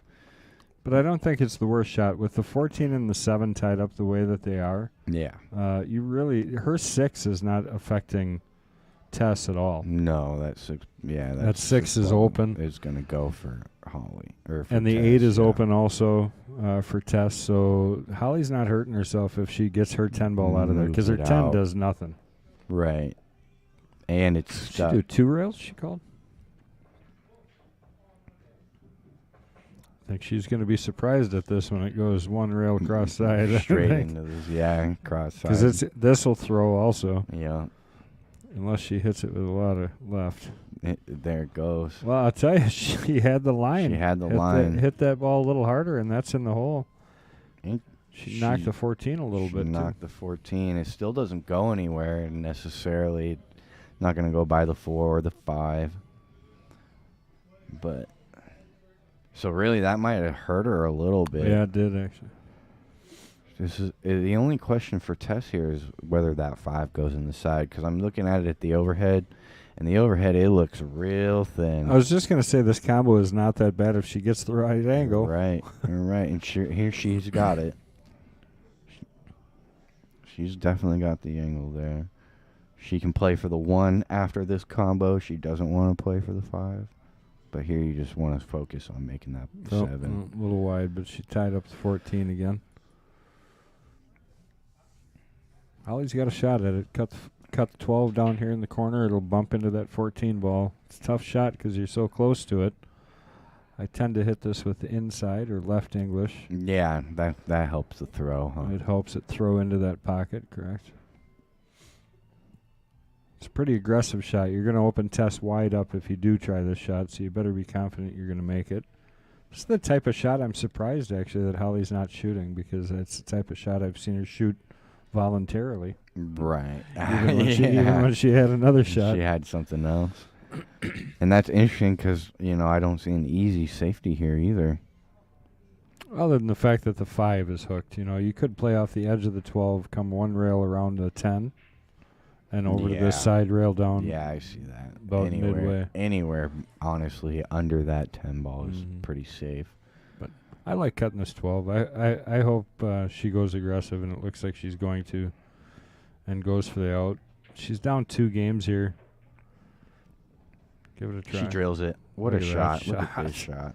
Beautiful. With the break, exactly how she had to hit it. And now she's got that 10 in the side. Going to get a little floaty around the 8. Mm-hmm. Gotta be careful not to have it push behind the 1 or too far up into the corner. But I don't think she can see it, but that 14 does pass the 1, too. Oh, right now. Yeah, maybe. I think it does. She's looking at it. That'd be a great shot. Way more controlled, I think. It looks like that's what she's going for. I wasn't sure she could see it past the 10. Yeah, I didn't see that she could, but as soon as you said it, that's the right shot. Looked like it went, and it did. That is beautiful. Oh, look at this. So she can draw this ball back and play it for the top right. She can probably stop it there and play for the top left. She's got options. I like drawing this ball just a little bit and make sure you don't flirt with that 5. Just a couple inches here. Oh, no. Oh, my goodness. Oh. Now, can she cut this in the side? Maybe, or the corner. Well, that changes things a little bit. Federer won 9-2. She didn't say who he was playing against until just now, and she said, put Skylar down. Oh. So 9-2 against Sky Woodward. Wow, that's a strong win. I would say. That is a strong win right there. I mean, obviously, Skylar's no joke, so that means Federer came to play. At 9-2, you got to feel like Sky was definitely sitting in his seat for. So one of the things Mason said he's appreciative of is he actually. Federer answers him when he texts him all the time. Yeah, that's really cool. That is really cool. You got to imagine that guy's super busy with his game as well. Yeah, and I mean, but they're close in age. Mason's only a couple years older. Yeah, than Federer, and Yeah, man. Neat. It's neat to see him doing it. It is. It's something I would have pursued when I was 26 and had kids and changed the whole thing. Right. But love to see him doing it. Yeah, that's so cool. And just to have that personal relationship with the pros that are or to be traveling, right? Traveling like that, and I'm not sure if he's been overseas to play and played in the big events. Yeah, he was one of 120 invited last year to the one in England there. Yeah, see that's awesome. So he definitely sounds like he's on that level with Villers himself. Did you see he cut off all his hair? Who's that? Mason. No. Yep. I was watching him play last night on the stream that they had going, and. So was that a couple days ago or something? Yeah, just before he left, he cut it off. There you go. All of it. Crazy. Nah, that you won't see that from me. Oh, that's a tough. Oh my goodness. Well, Holly has to just be ecstatic. Yeah. I mean, definitely. You're just watching this, going, yeah. Well, this is over.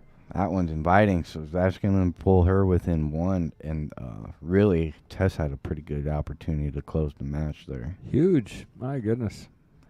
And so this is going to let Holly back into it. Fargon said he should have cut it long ago. He looks very groomed now. I'm happy to see him back to short hair. It's one of those things, though. I told him the whole time that, if you're going to do it, that's the time to do it. I mean, you got long hair, so you got nothing to say. That's what I'm saying. You won't see me cut my hair. But, everybody always said he should cut it or whatever, and I just said, well, I support whatever he wants to do. He's 23 years old. Yeah. I have no hair. You might as well grow it while you can. Right. Pretty soon you won't be able to grow it out any longer. So Mike check.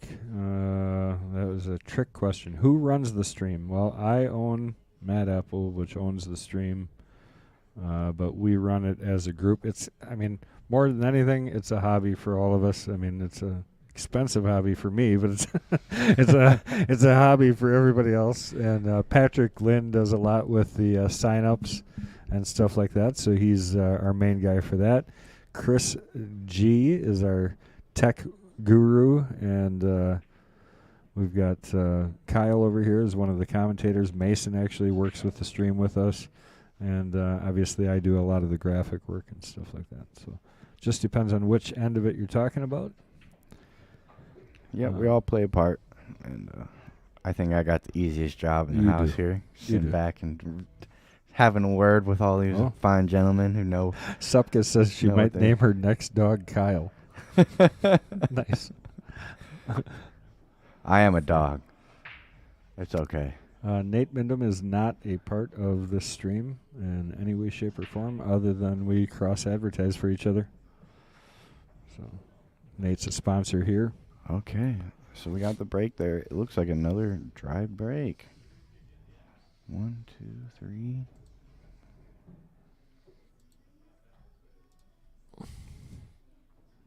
Oh, you know what? 7, 8. Yep. Well, that was a much better break by Holly, though. They opened up a lot more. She hit them a lot more firm, but she still didn't pocket a ball, so a little bit dangerous, leaving Tess pretty open table. You know what? It looks like I don't see the 15. That might have been Tess who hit us. Speaking of sponsors, we might as well give them a shout out here real quick. We got JP Shower Custom Cues, Erickson Auto Trim, Christensen Heating and Cooling, the very same Cue It Up network that you're talking about with Nate Mindham, and of course John Kramer over there with the Billiards Hall of Fame, Wisconsin Billiard Hall of Fame. All the great work he does preserving our history here in the state of Wisconsin for pool. The Clarion Inn, who sponsors us as far as the Kings match goes. Billet Spin, they make those great coins. We got Popalock, Cutthroat Q Sports, Brownies, Carpet and Upholstery, and of course the Mad Apple Burger and Billiard Company.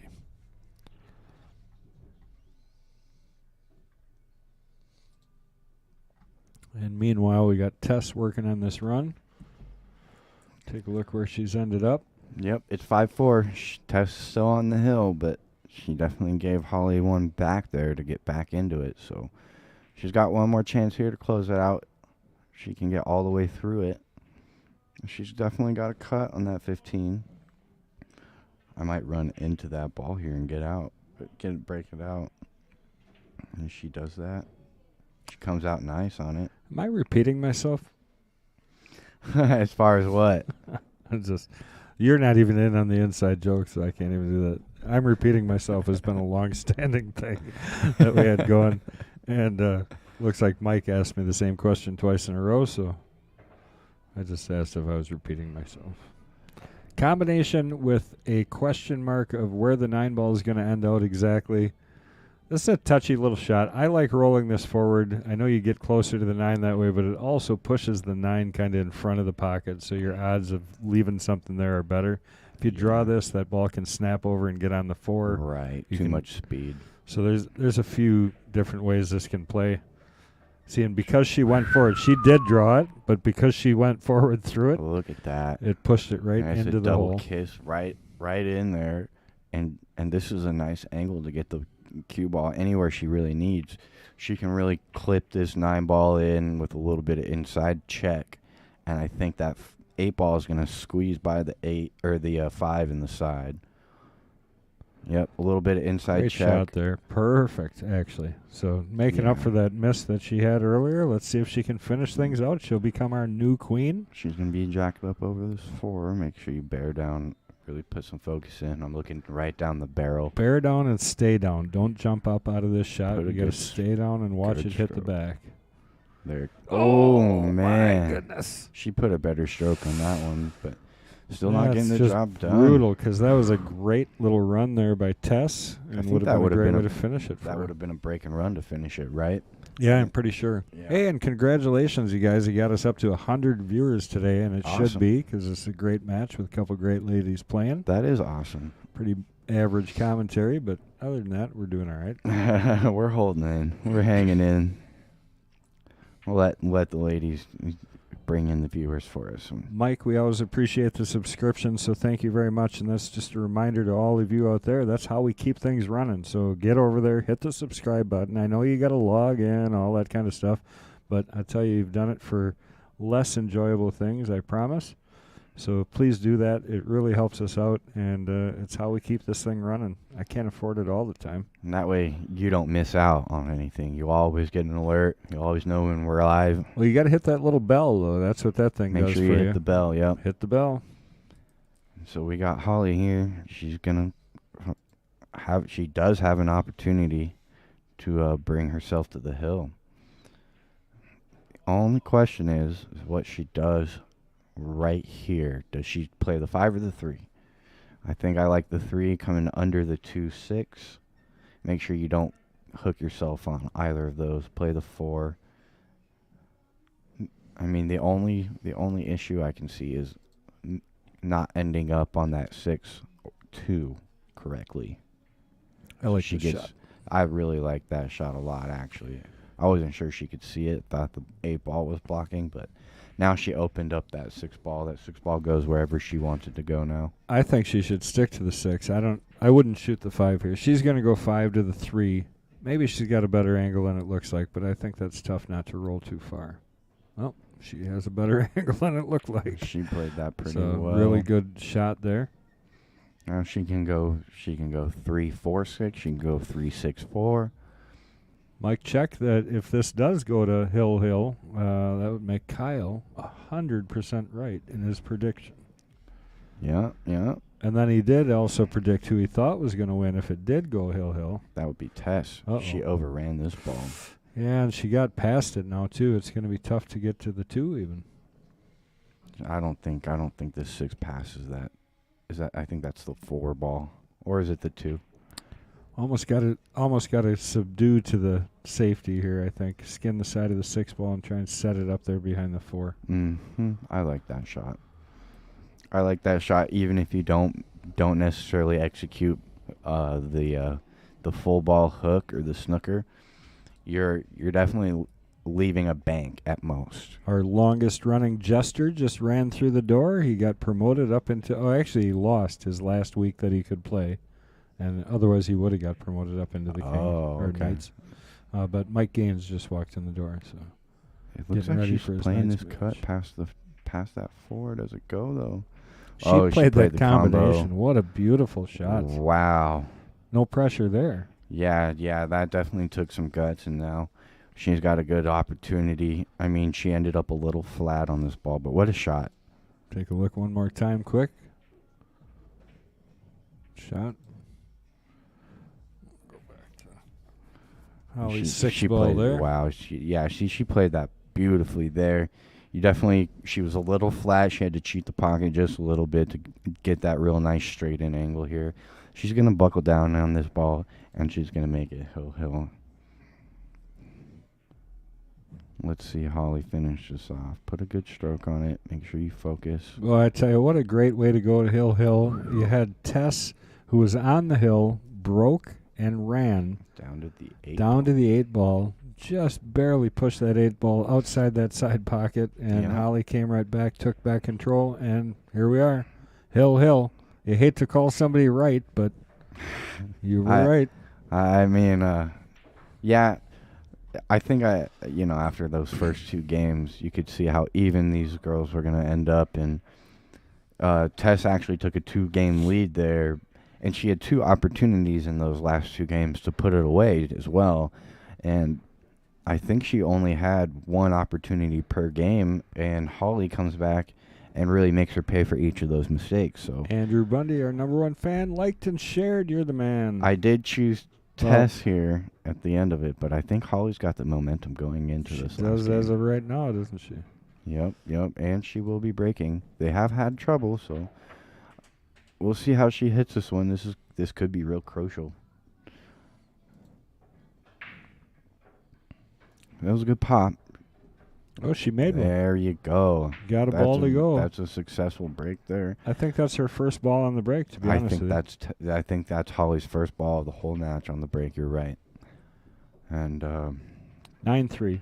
It's obviously the one that jumps out at everybody right away. Mm-hmm. What do you do there? You got the 15 sitting really nice to break it, or the 4 ball sitting pretty decent to break the 3. So I think it's about a horse apiece here, just depending on what you're comfortable with. Yeah, I think I like stripes.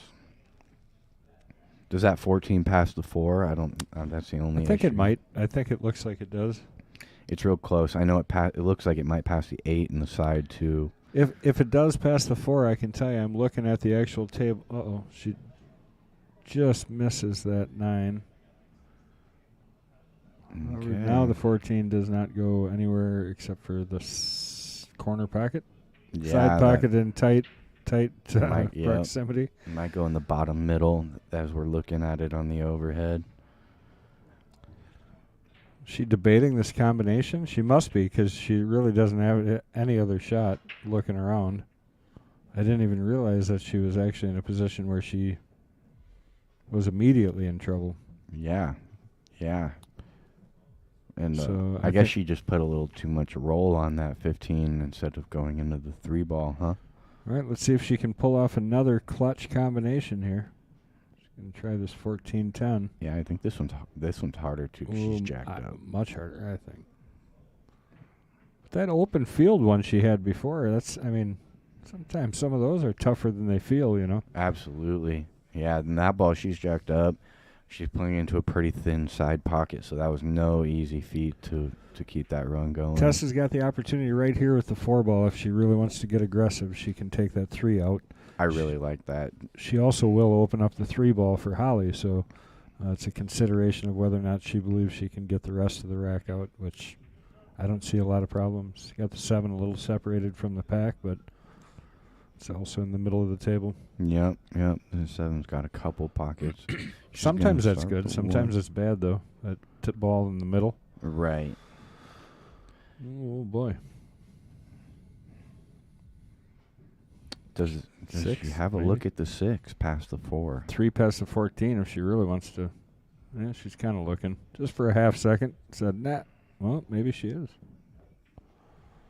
It's close. And it goes. It just I don't know if that's the shot I choose at this point. Right. Because I think there's other opportunities for her. That's what I think she stood back up on it, but I think that's what she's going to start with. That's the only straightforward shot she has. 6 ball, you mean? Yes.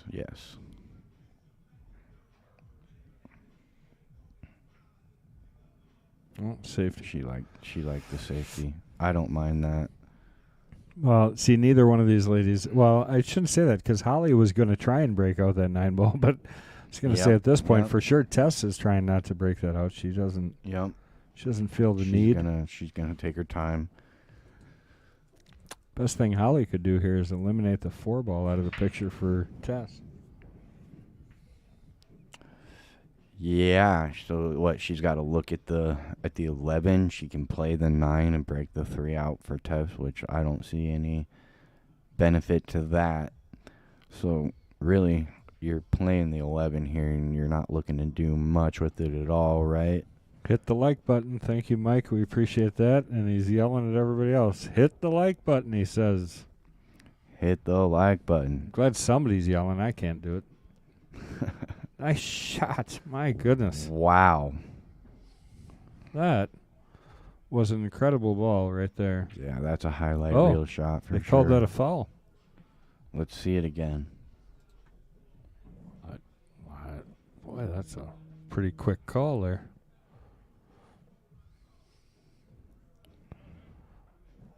I do want to see it again.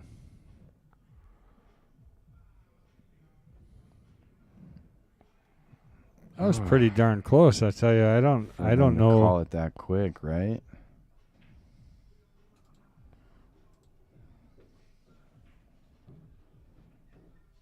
Well, nevertheless, the ball's already in hand.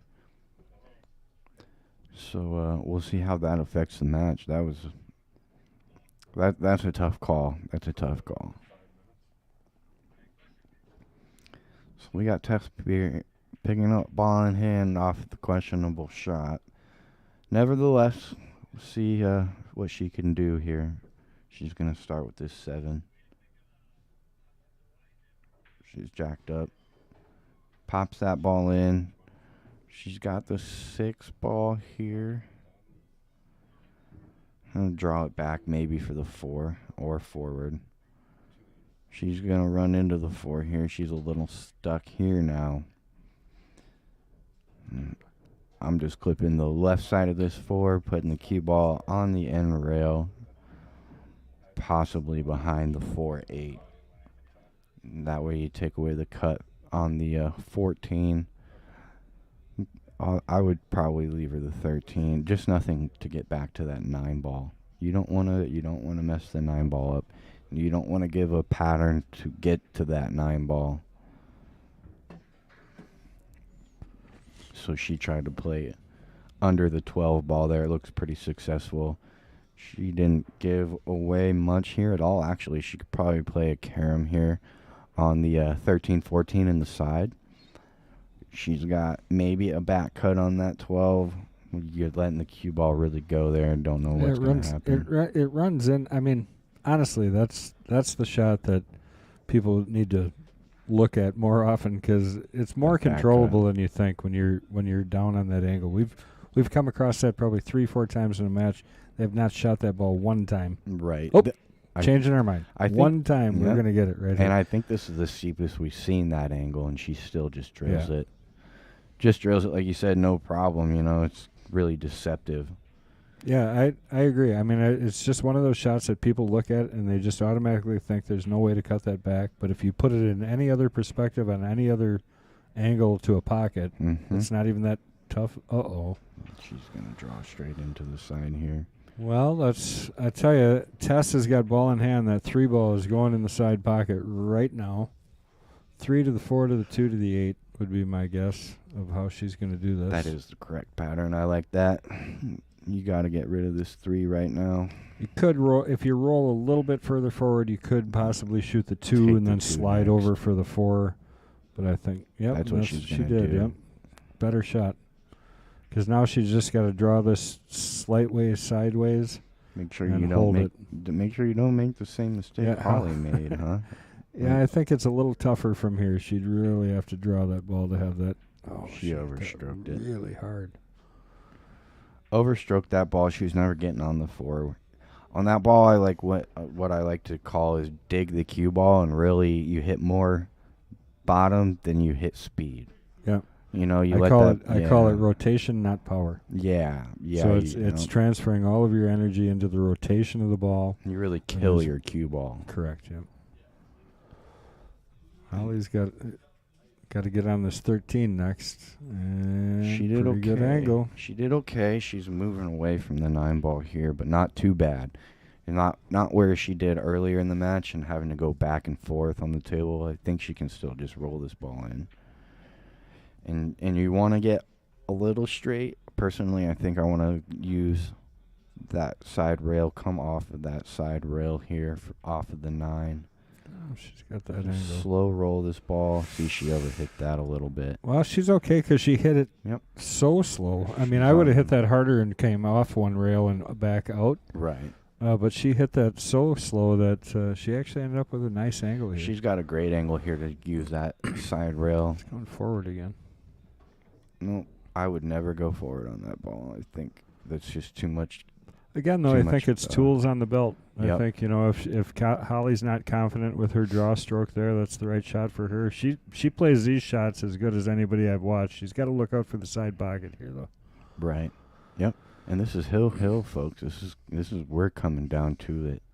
This is obviously a chance for Holly to put this one away and remain the queen. So we'll see how she hits it. Oh no. She hits it a little thick. She's not going to leave anything easy here. Well, and I don't think Tess is either, because I don't think you're going to see Tess go aggressive here. I think you're going to see her roll into the 2 and leave her behind the 4 on the 8. Yeah, I like that shot as well. You almost could play 2-way and bank it, but I don't know that you want to. I think you just want to tap this up. just like she did. And, in fact, did even better. She put the 2 behind it also. That was a great touch. Now, we had Tess kick one in similar to this, but the 8-ball was hanging in the pocket. I think you can take the same path. Well, and as much as everybody wants to say if she gets ball in hand here, she's out, I'll tell you haven't played on a stream if you feel like that, because that little bit of added pressure, all it takes is one little glitch. We saw it before. Tess has had 2 other opportunities at the 8-ball. Yeah, you know what? Yeah, I completely agree with that, Kendall. I honestly find myself second-guessing, the easiest things that I shouldn't second-guess when I put that little added pressure to myself. Yep. Whether it be on the stream, whether I'm playing with a team, but that pressure of adding an external factor to the run out just makes you double guess yourself a little bit too much to cause a mistake every once in a while, so we never know what's going to happen. In this case, she made Holly go off multiple rails. She has to hit at least 2 to even get a hit, I think. I think she can kick 1 rail with a little bottom past that, right before the side pocket here. Just like, that's the only 1 rail, but you have to put a little bottom on it. There's no chance. There just isn't. You don't have enough angle. She would have to hit it. You'd have to hit about here. Yeah. See what I'm saying? Right at the center diamond. Yeah, center diamond up. So I don't think that this 1 rail is possible, but she's got to go long and draw it back. She would have to hit to the 1 diamond with left to even come close. See, I mean, that's the problem because it's going to open up so far. Yep. Off that rail. She was really in a tough spot. I truly believe you would have had to go to 2 rails on that shot. Yeah, the 2 rail it's a real safe kick that way, the 2 rails. I agree with you there. And kicking under it probably is the way I would have gone. And go long rail and rail under the 8.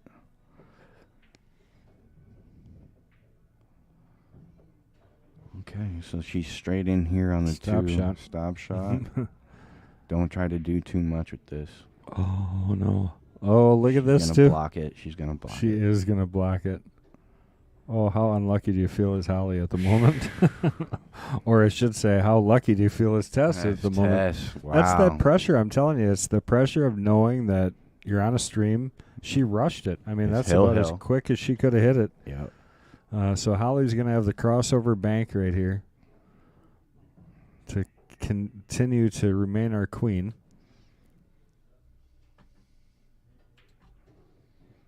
Yeah, she does have that cross bank, or, I mean, she could try to tie him up, which is super touchy.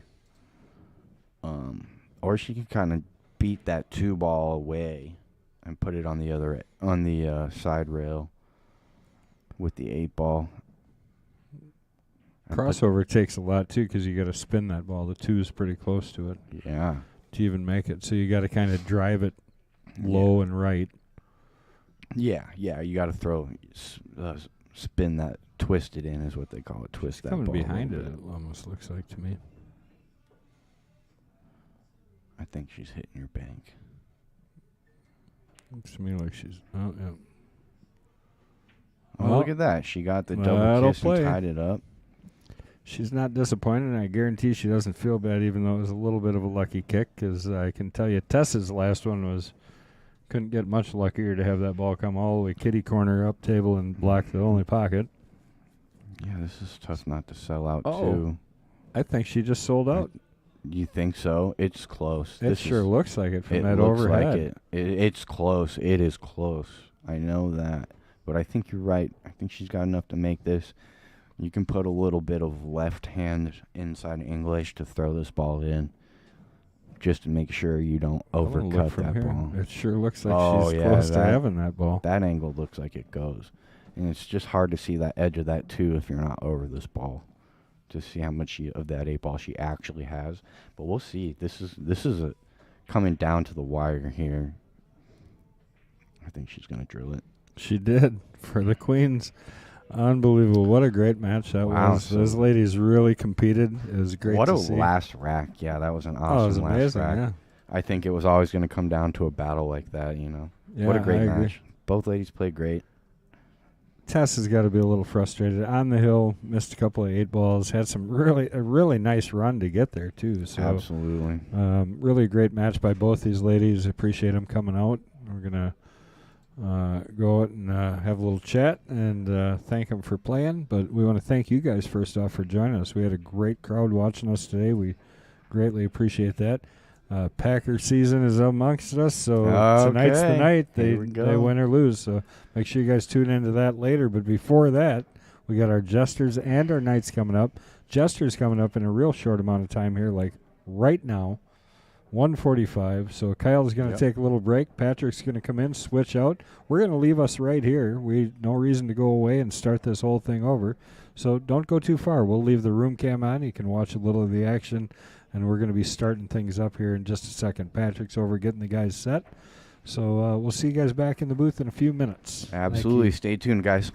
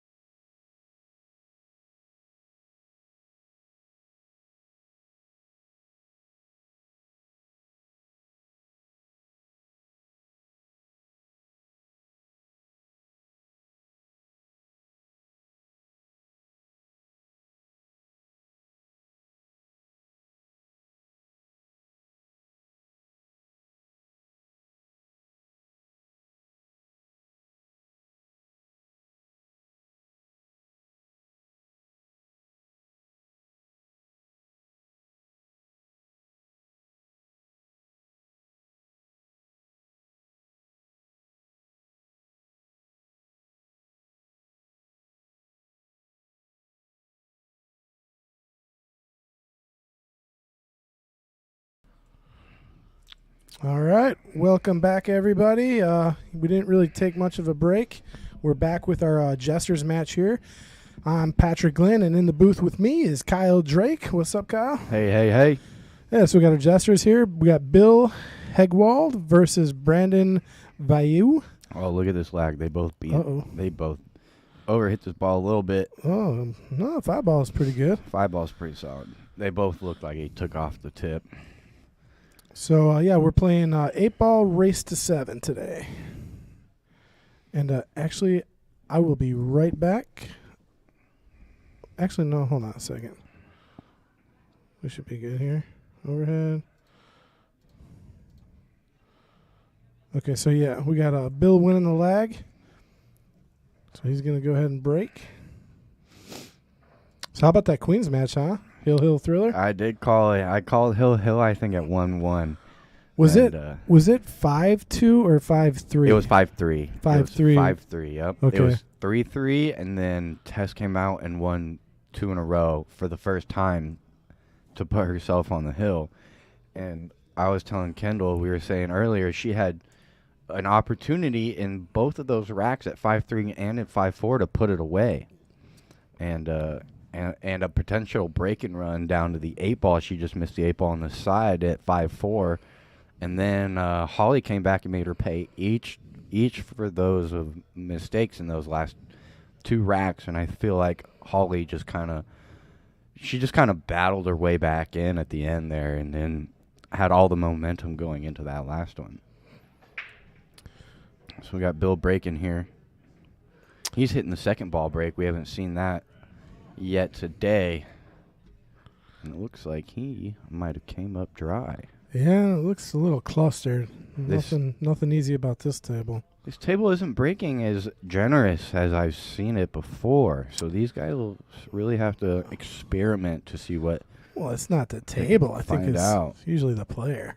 You know what? It is the table, to be honest with you. Yeah. No. The table breaks different every day. Every day that table breaks a little bit differently. It's like a golf course. I'm going to say that one's in your mind. That's a mind game. No way.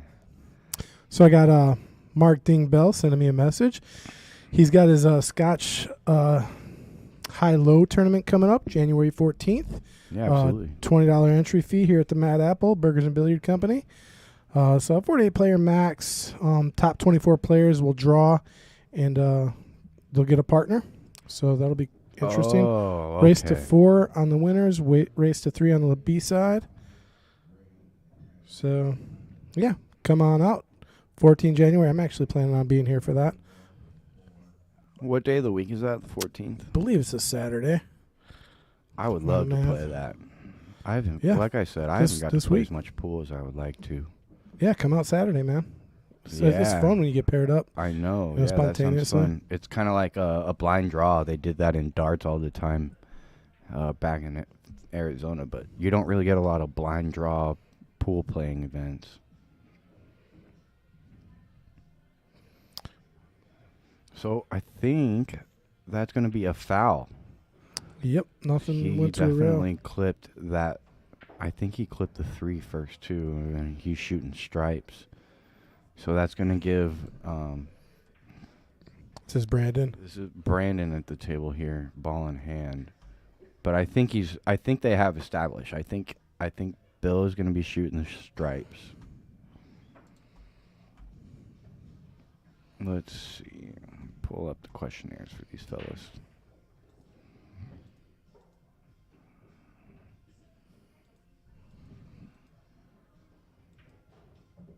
There's Bill. Check and see if 15 goes. It does. I don't know. I think he's on solids here. So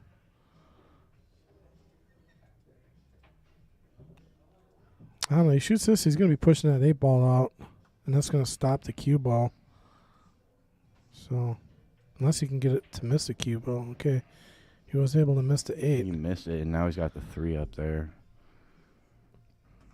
Yeah, there's some work to be done up there. He's got to find a way to kick the 6 out. It's kind of his trouble ball right now.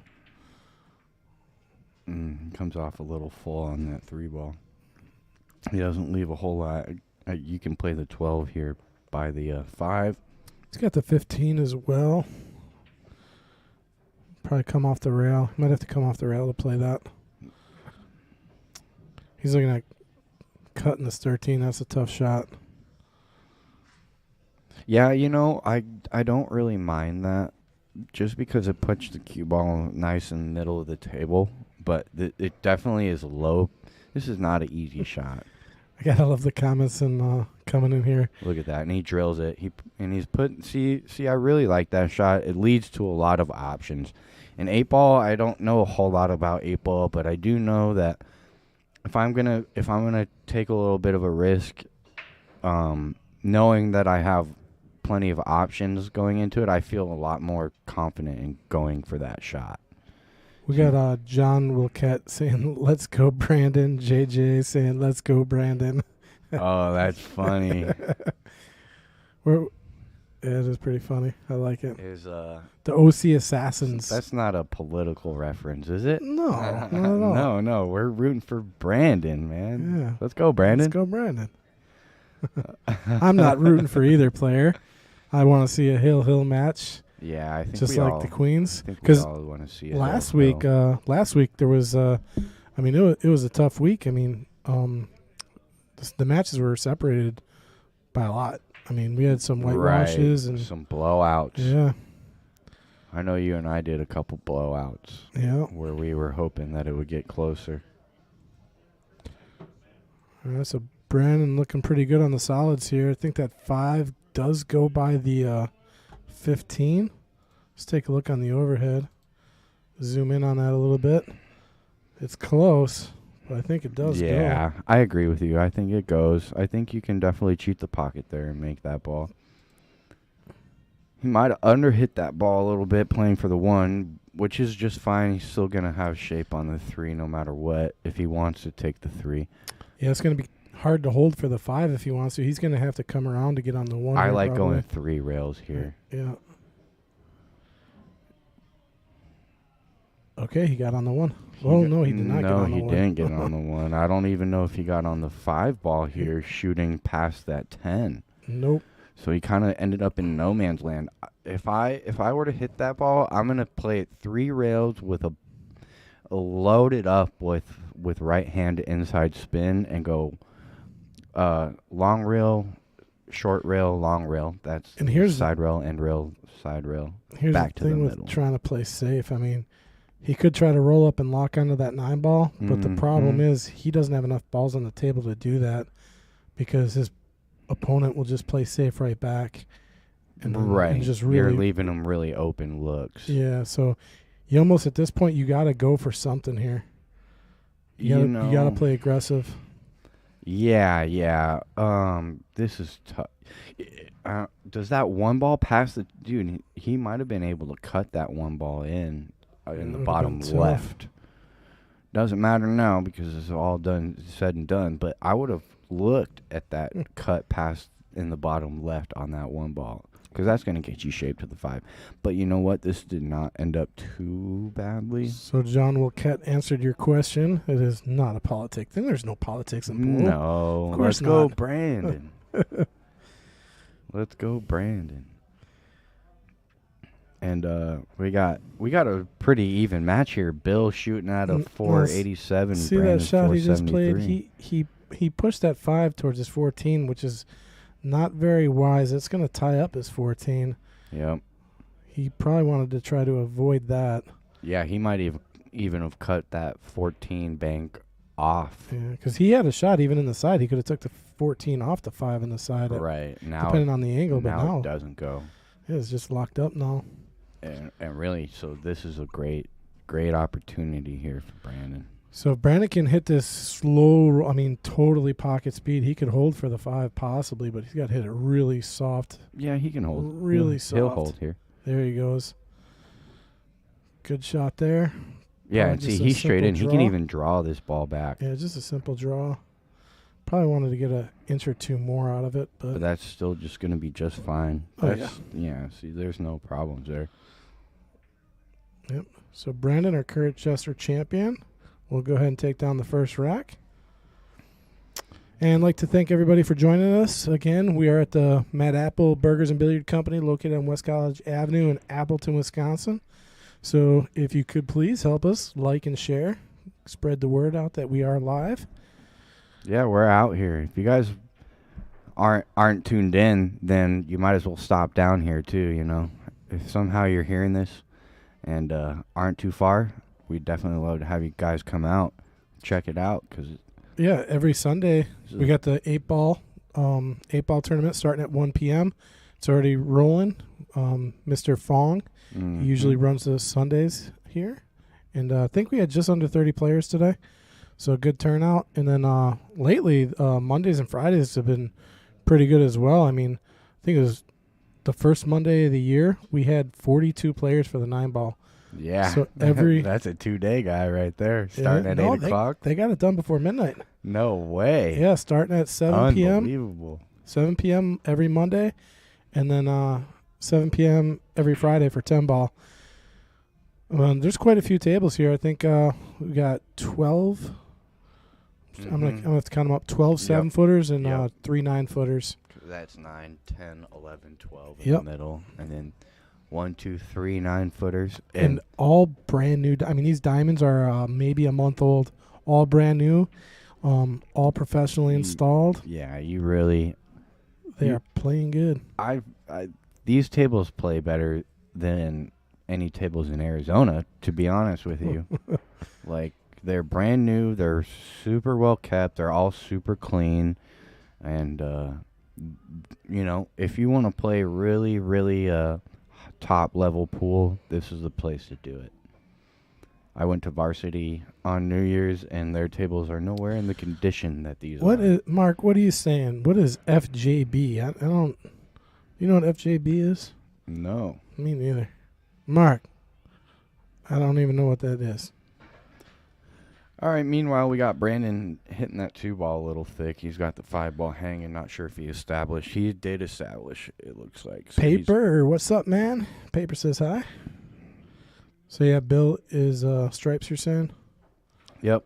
All right. Bill is stripes, and we're going to have Brandon shooting the solids. Now, Bill hit that ball a little thick. He put some inside spin on it, which promotes a thinner cut, right, because of the throw. So if you put inside spin, you're going to want to overcut that ball in order to make it, whereas if he put outside spin or even just straight top, I think he's going to make that ball and end up in the same spot. So that might have hindered his ball pocketing right there. Going forward, I would definitely let Bill know that you can hit that ball center ball and still end up where you need to, and raise your percentage on making that ball. And where does it say Bill's from? He's from Tigerton. Tigerton, Wisconsin. Okay, I'm not familiar with Tigerton. And unfortunately, I was unable to find one for Brandon. For real? Yeah, he should be in there somewhere. You know what? He think filled his out a few weeks ago, and we kind of dumped a lot of data. Yeah. So yeah. Yeah, because he's the reigning. So yeah, he's trying to make this would be his 3rd week. So he won a while back, had to take 2 weeks off for the holidays. Right? Yeah, and then we got him back on the stream. He won again last week, so he's trying to make this win number 3 if he can, continue his reign here on the stream. Now, continuing from last week, Brandon, he is kind of a run and gun player too. You know, he's not going to spend a lot of time down on the ball. He's going to get down. He's going to be confident, and he's going to shoot the ball how his heart tells him to. He's not going to. And look at that. Look at that. He's straight in on the 8. He played that great. Cheated the pocket a little bit. And this is a no-brainer, and it's going to go 2-0 Brandon. Nice out, Brandon. That was a great out. And so he's going to go up 2-0. And, yeah, we were talking about that last week, Patrick, how the left-handers tend to be the run-and-gun sharpshooters. They're not going to spend a lot of time down on the ball. Okay, yeah. Actually, I was watching this stream. I think you were in the booth with Kendall talking about But I remember hearing it. Or was that with me? I think that was with you. It could have been. I know I definitely remember hearing you talk about it. I just can't remember if I was listening to the stream or if I was on the stream with you. Because last week, did I do Jesters and Knights last week? Oh, you know what? I think I did Queens and Jesters with Kendall last week. Well, I can check my calendar. I don't know. I just remember saying that these left-handers, just in a general sense, if you guys watch, and this is pretty consistent through all skill levels, the left-hander, he's going to get down on his shot a little quicker. He's going to be a little bit more impulsive and natural versus methodical, right? They're going to play the instinct over the methodical game. Yeah, but there's always exceptions to that because I know plenty of right-hand, like Kendall, he's a right-handed player. And he's a shoot, I mean, quick fire. If you ever watch him getting into a rhythm, him and there's a guy named Frog that does it. Mm-hmm. There's a match that you can watch on the stream with both of them. Right. It's something they played. I think they played a race to 9, and it went in like 15 minutes. 20 minutes. Yeah, it was they were playing so quick. Nobody misses. Everybody's in stroke. Oh, yeah. And those are beautiful matches to watch, I'll tell you. And Earl Strickland, I mean, he's a right-handed player, and he's as quick as a... Yeah. Back in the day, I mean, he's a no-mess-around type of guy. Right. He's going to tell you that there should be the 20-second shot clock. 15-second shot clock. And something ridiculous. And... yeah, some guys can just come to the table and they got that speed. It's just go. But in general, like I said, righty versus a lefty, I think the lefty is going to shoot a little quicker. And that's through all skill levels. That's through, all the same circumstances. You put a right-hander in the circumstance to think and a left-hander in the circumstance to think. I think that left-hander shooting generally before the right-hander. I've never really paid. I'm going to pay attention to it and see if I can pick up on what you're putting down. Mm-hmm. I think it's honestly pretty consistent throughout all skill. Like I said, all skill levels. You'll see that the left-handers are just gunners. You know who we should ask? We should ask the crowd out there. Yeah. What do you guys think? Do you think left-handed players are generally more gun and run players? They get down quicker. Do you think it's toss-up? Yeah. I'll tell you, I just don't know. I never really paid attention to that. I just know some players do got that speed where they play better when they're in that run and gun stroke. Yep. And so I'm undecided. I definitely agree with you there, but as far as, he's got to do something about this 11 ball here. I don't even think he can make this 9 right now. Yeah, it's going to be tough I think the here. 11's cutting him off. Larry Dasso says nope. Well, watch Josh Filler, watch Jason Shaw, and then go watch Shane and tell me which one. Oh, wow, look at that shot. He squeaked by the 11 and busted and 11. broke it out. Does that go by the 8? No way. If it does, I mean, he'd really have to cheat it off that rail. Yeah. And I don't think he can't cut that in the side. No, you can't cut that in the side. It's past the side. 3 is in the way of the bank. I mean, I guess he could. Larry's bringing up a good point. It's probably just because we see more right-handed players. You know what I mean? Right. Well, I mean, and if you pay attention to a little bit more of the top level players, you get a little bit more of a mix. And yeah, Mark's a left-handed player. He just brought up, and he's not the fastest player in the world. Oh, there you go. You met Mark? I don't think so, not yet. Yeah, he's up here all the time. He's an awesome guy. I need to be up here more, man. I haven't. Wait, did I just give Mark a compliment on the stream? Oh, yeah, man. dude. Why not? You got to edit that out. Hey, Mark. I won't edit it out. You're probably a pretty solid player. Probably a pretty solid guy. Come up here. I'll shoot a rack with you. He took me down in a tournament the other day. I was like, holy cow. What just happened? 3 rail. Look at this 3 rail. No. Look at this. Oh, wow. I was going to say something about that 3 rail, thinking it was kind of ridiculous. If I were to call it, I would have said he played it off the I'm like, does it go off the long floor? rail off the rail into the 4 would have been my call. Yeah, we're gonna take another look at that one. But he actually squeaked that by and got both of the points of that pocket. Yeah, I mean, there's zero room. I mean, let's take a quick look at it. Hopefully, I can get back to you can see that little space that 11's gonna squeak by. Oh, we just missed a shot here. I'm gonna have to get back. But yeah, look at this. Oh, it kissed off the 8 too. Wow. And so really, no matter what Bill does, he's gonna have a problem with that 4 ball now. And the break ball isn't that easy either. You know, he can play the 1 in the bottom left corner, but he's got to have good shape. Not sure that 1 squeaks by either of those balls. So we might see a safety before we see a breakout attempt from Bill here. Sorry, but I think we might see a safety here from Bill before he tries to break that 11 or that 4 ball out. Yeah, well, he's gonna be his saving grace right now is he's blocking the pocket. Bill's got to find a way to get that 4 ball. Mm-hmm. That's what I'm saying. I would just play safety before I even try to break it out and make sure he can't make the 11. He's going to. I mean, right now Brandon is what we call 1 ball hell. Yep. You know, there's just not. He's locked on the 1 here. Yep. And look at this. This was actually a really good shot.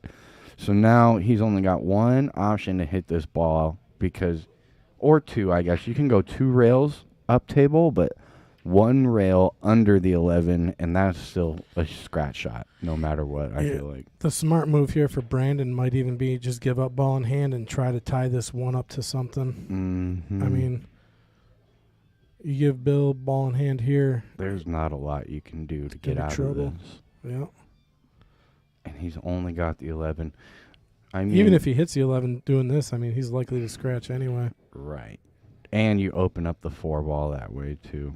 So yeah, I would not even try to hit my ball right now. Yes, yeah. It's actually good that he didn't hit the ball. I mean, it's still going to make it. You're still forcing Bill to come up with break something. it out. Yep. Which he's got ball in hand and a good opportunity to do that. But at the very least, you know what a good shot here is going to be is you play the 4 into the 11, make the 11, and lock that cue ball up on the 2. Right. So you take Brandon Soldier off the table. You open up the pocket. That is a thin cut for the combo for. Oh, you can play the carom, huh? Yeah, I'm just saying, make his 11 ball, put that cue ball up there by the 2. Look at this 4-11 down here. See, you have to cut. Yeah, see, I like that too. He might have left a piece of it here. See if Brandon can get at it. If I'm Brandon, I can see that edge. I'm playing that 11 into the 1 and trying to just re-block that pocket with my 11. It's going to be tough. See if it's tough. It is. You can hit the wrong side of this 1 and play the 11 into the middle of it. See? Yep. You know, and so now that 4-1 isn't wired. He can still probably make that 4-1, but he can miss it too because that 1 ball set outside of that corner, outside of that the edge of that pocket. He's playing safe again. I like that. I mean, you don't even have. See, I don't think he did play safe. And now he can play. I think he can play the 1. He can. Yep. I don't mind playing the 1 here, coming off. Maybe play the 1 off the 11. Right. Yep. And then that opens up the rest of the pocket for the 4. Yeah, he just doesn't want so you just got to be careful that 11 doesn't run. You'd like to keep the 4 there. Yeah, if he's going to make this ball and try to put the cue ball on the end rail, just like he did. That was beautiful. So now he can draw for the 4. He can. Does the 2 go by the 11? That's the question. No, you're going to draw off this 1 and you're playing the 1 into the 11. See? Yep. Just like that. And that's going to open up the pocket beautifully. It actually looks like he ended up unfortunate here. A little bit on the rail and straight that was in. a shot I was calling earlier. Play the 1 off the 11 to open it up. Correct. But, yeah I don't think he had the right angle because he would have been running into the 4. Now, when he played that ball on the end rail, he could draw out of it and leave that 4 alone. Oh, see. Cheats the pocket. See, he did end up really straight on that ball and on the rail. So he couldn't do anything but what he did here to leave himself a little bit of a tester on the 8. And so Bill has an opportunity here to bring it 1. Got to make this one. And he overcuts it. Does he get lucky? No. Nope. Not at all. Nope. He's going to give Brandon here a good shot to go 3-0. See, he had a nice shot here. Yep. You just make this ball. It's going to float down naturally to the middle of the table. You can stun this ball. Make sure you don't draw it too much. You still want to have a good, clean, full hit on this 8. See? Oh, wow, that might scratch. It's going to keep rolling. Nope, it slowed down just enough. Wow, Okay. man. See, sometimes that ball don't stop rolling on this cloth. Yep. These tables play very, very pristine, high level, and he's going to miss the scratch here, too. He flirted with that side pocket. He didn't make it easy on himself those last 2 balls, huh? No, yeah, even that 8 he got a little funny on, but Bill had a chance on that 8 ball. He made a nice shot to get there. He opened up the pocket for the 4. Yeah.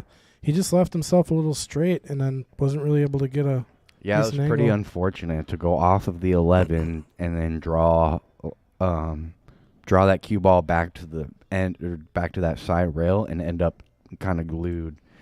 And then, like I said, you're limited on your options there, so you got to make that 4 ball and then hope for the best as far as the 8 and really buckle down. But obviously, he's going to leave Brandon an easy out after he misses that 8 ball. It puts a little more pressure on you than you would normally like to get out of that situation.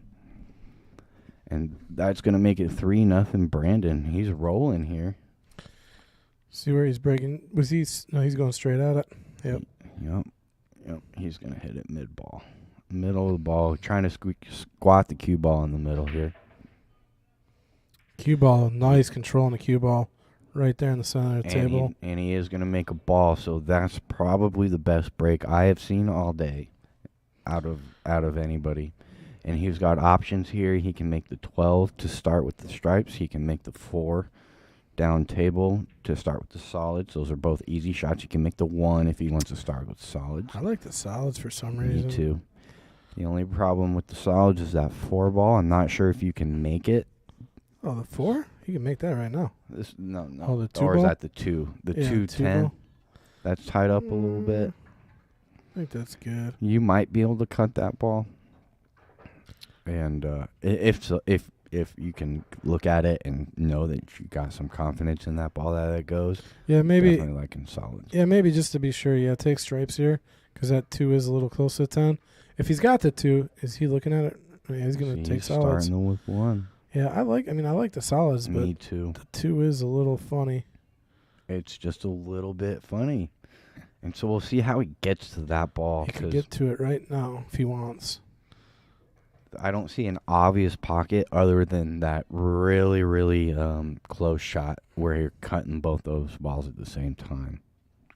And so he definitely has an opportunity to get there here off the 5.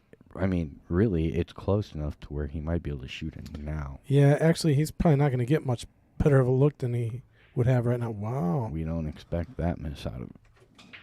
Yeah, he didn't. So that happens to every player where you're looking at those. So that's called a gimme shot, right? Yeah. And a lot of people, they'll get down. They're more worried about where their ball's going than actually making the shot. And when that's going through your head, that's when you miss the shot.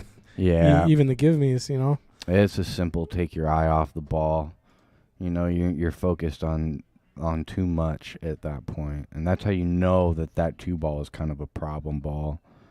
And he's going to break that out for himself now. And so that 9 ball is going to go down table if he can get back to that for Bill.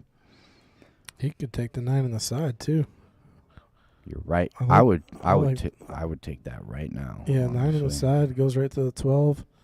Mm-hmm. He played a 9 all the way down. You're gonna. Yeah, it's more of a makeable shot, but I like the side pockets on diamond tables. They're nice and big. And that's the pattern. I just think that's the correct pattern here. And Patrick, do you think that 15 down here at the bottom rail passes the 5? Yeah, I do. It's sure. Close. It's close. Take a look on the overhead.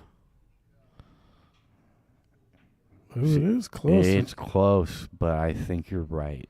And it's one of those things where he's going to have to get pretty good shape on that ball to make sure that he's going to it right now. And I really like that. He ended up really good on this ball, on this 15, to come back to the middle of the table and give himself a lot of options to shoot this 11, 13, 12.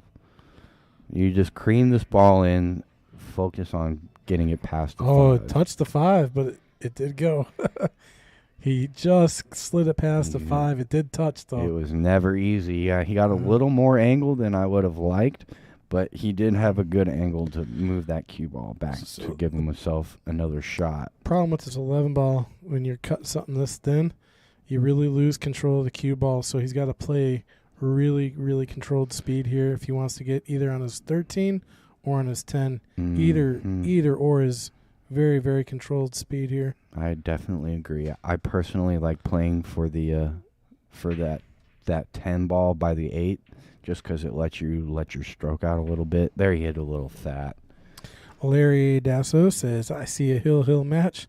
That'd be 2 in a row if it goes hill. You see a hill. It's 3-0 now, Larry. I think I'm going to call a 7-4 match in Brandon's favor here.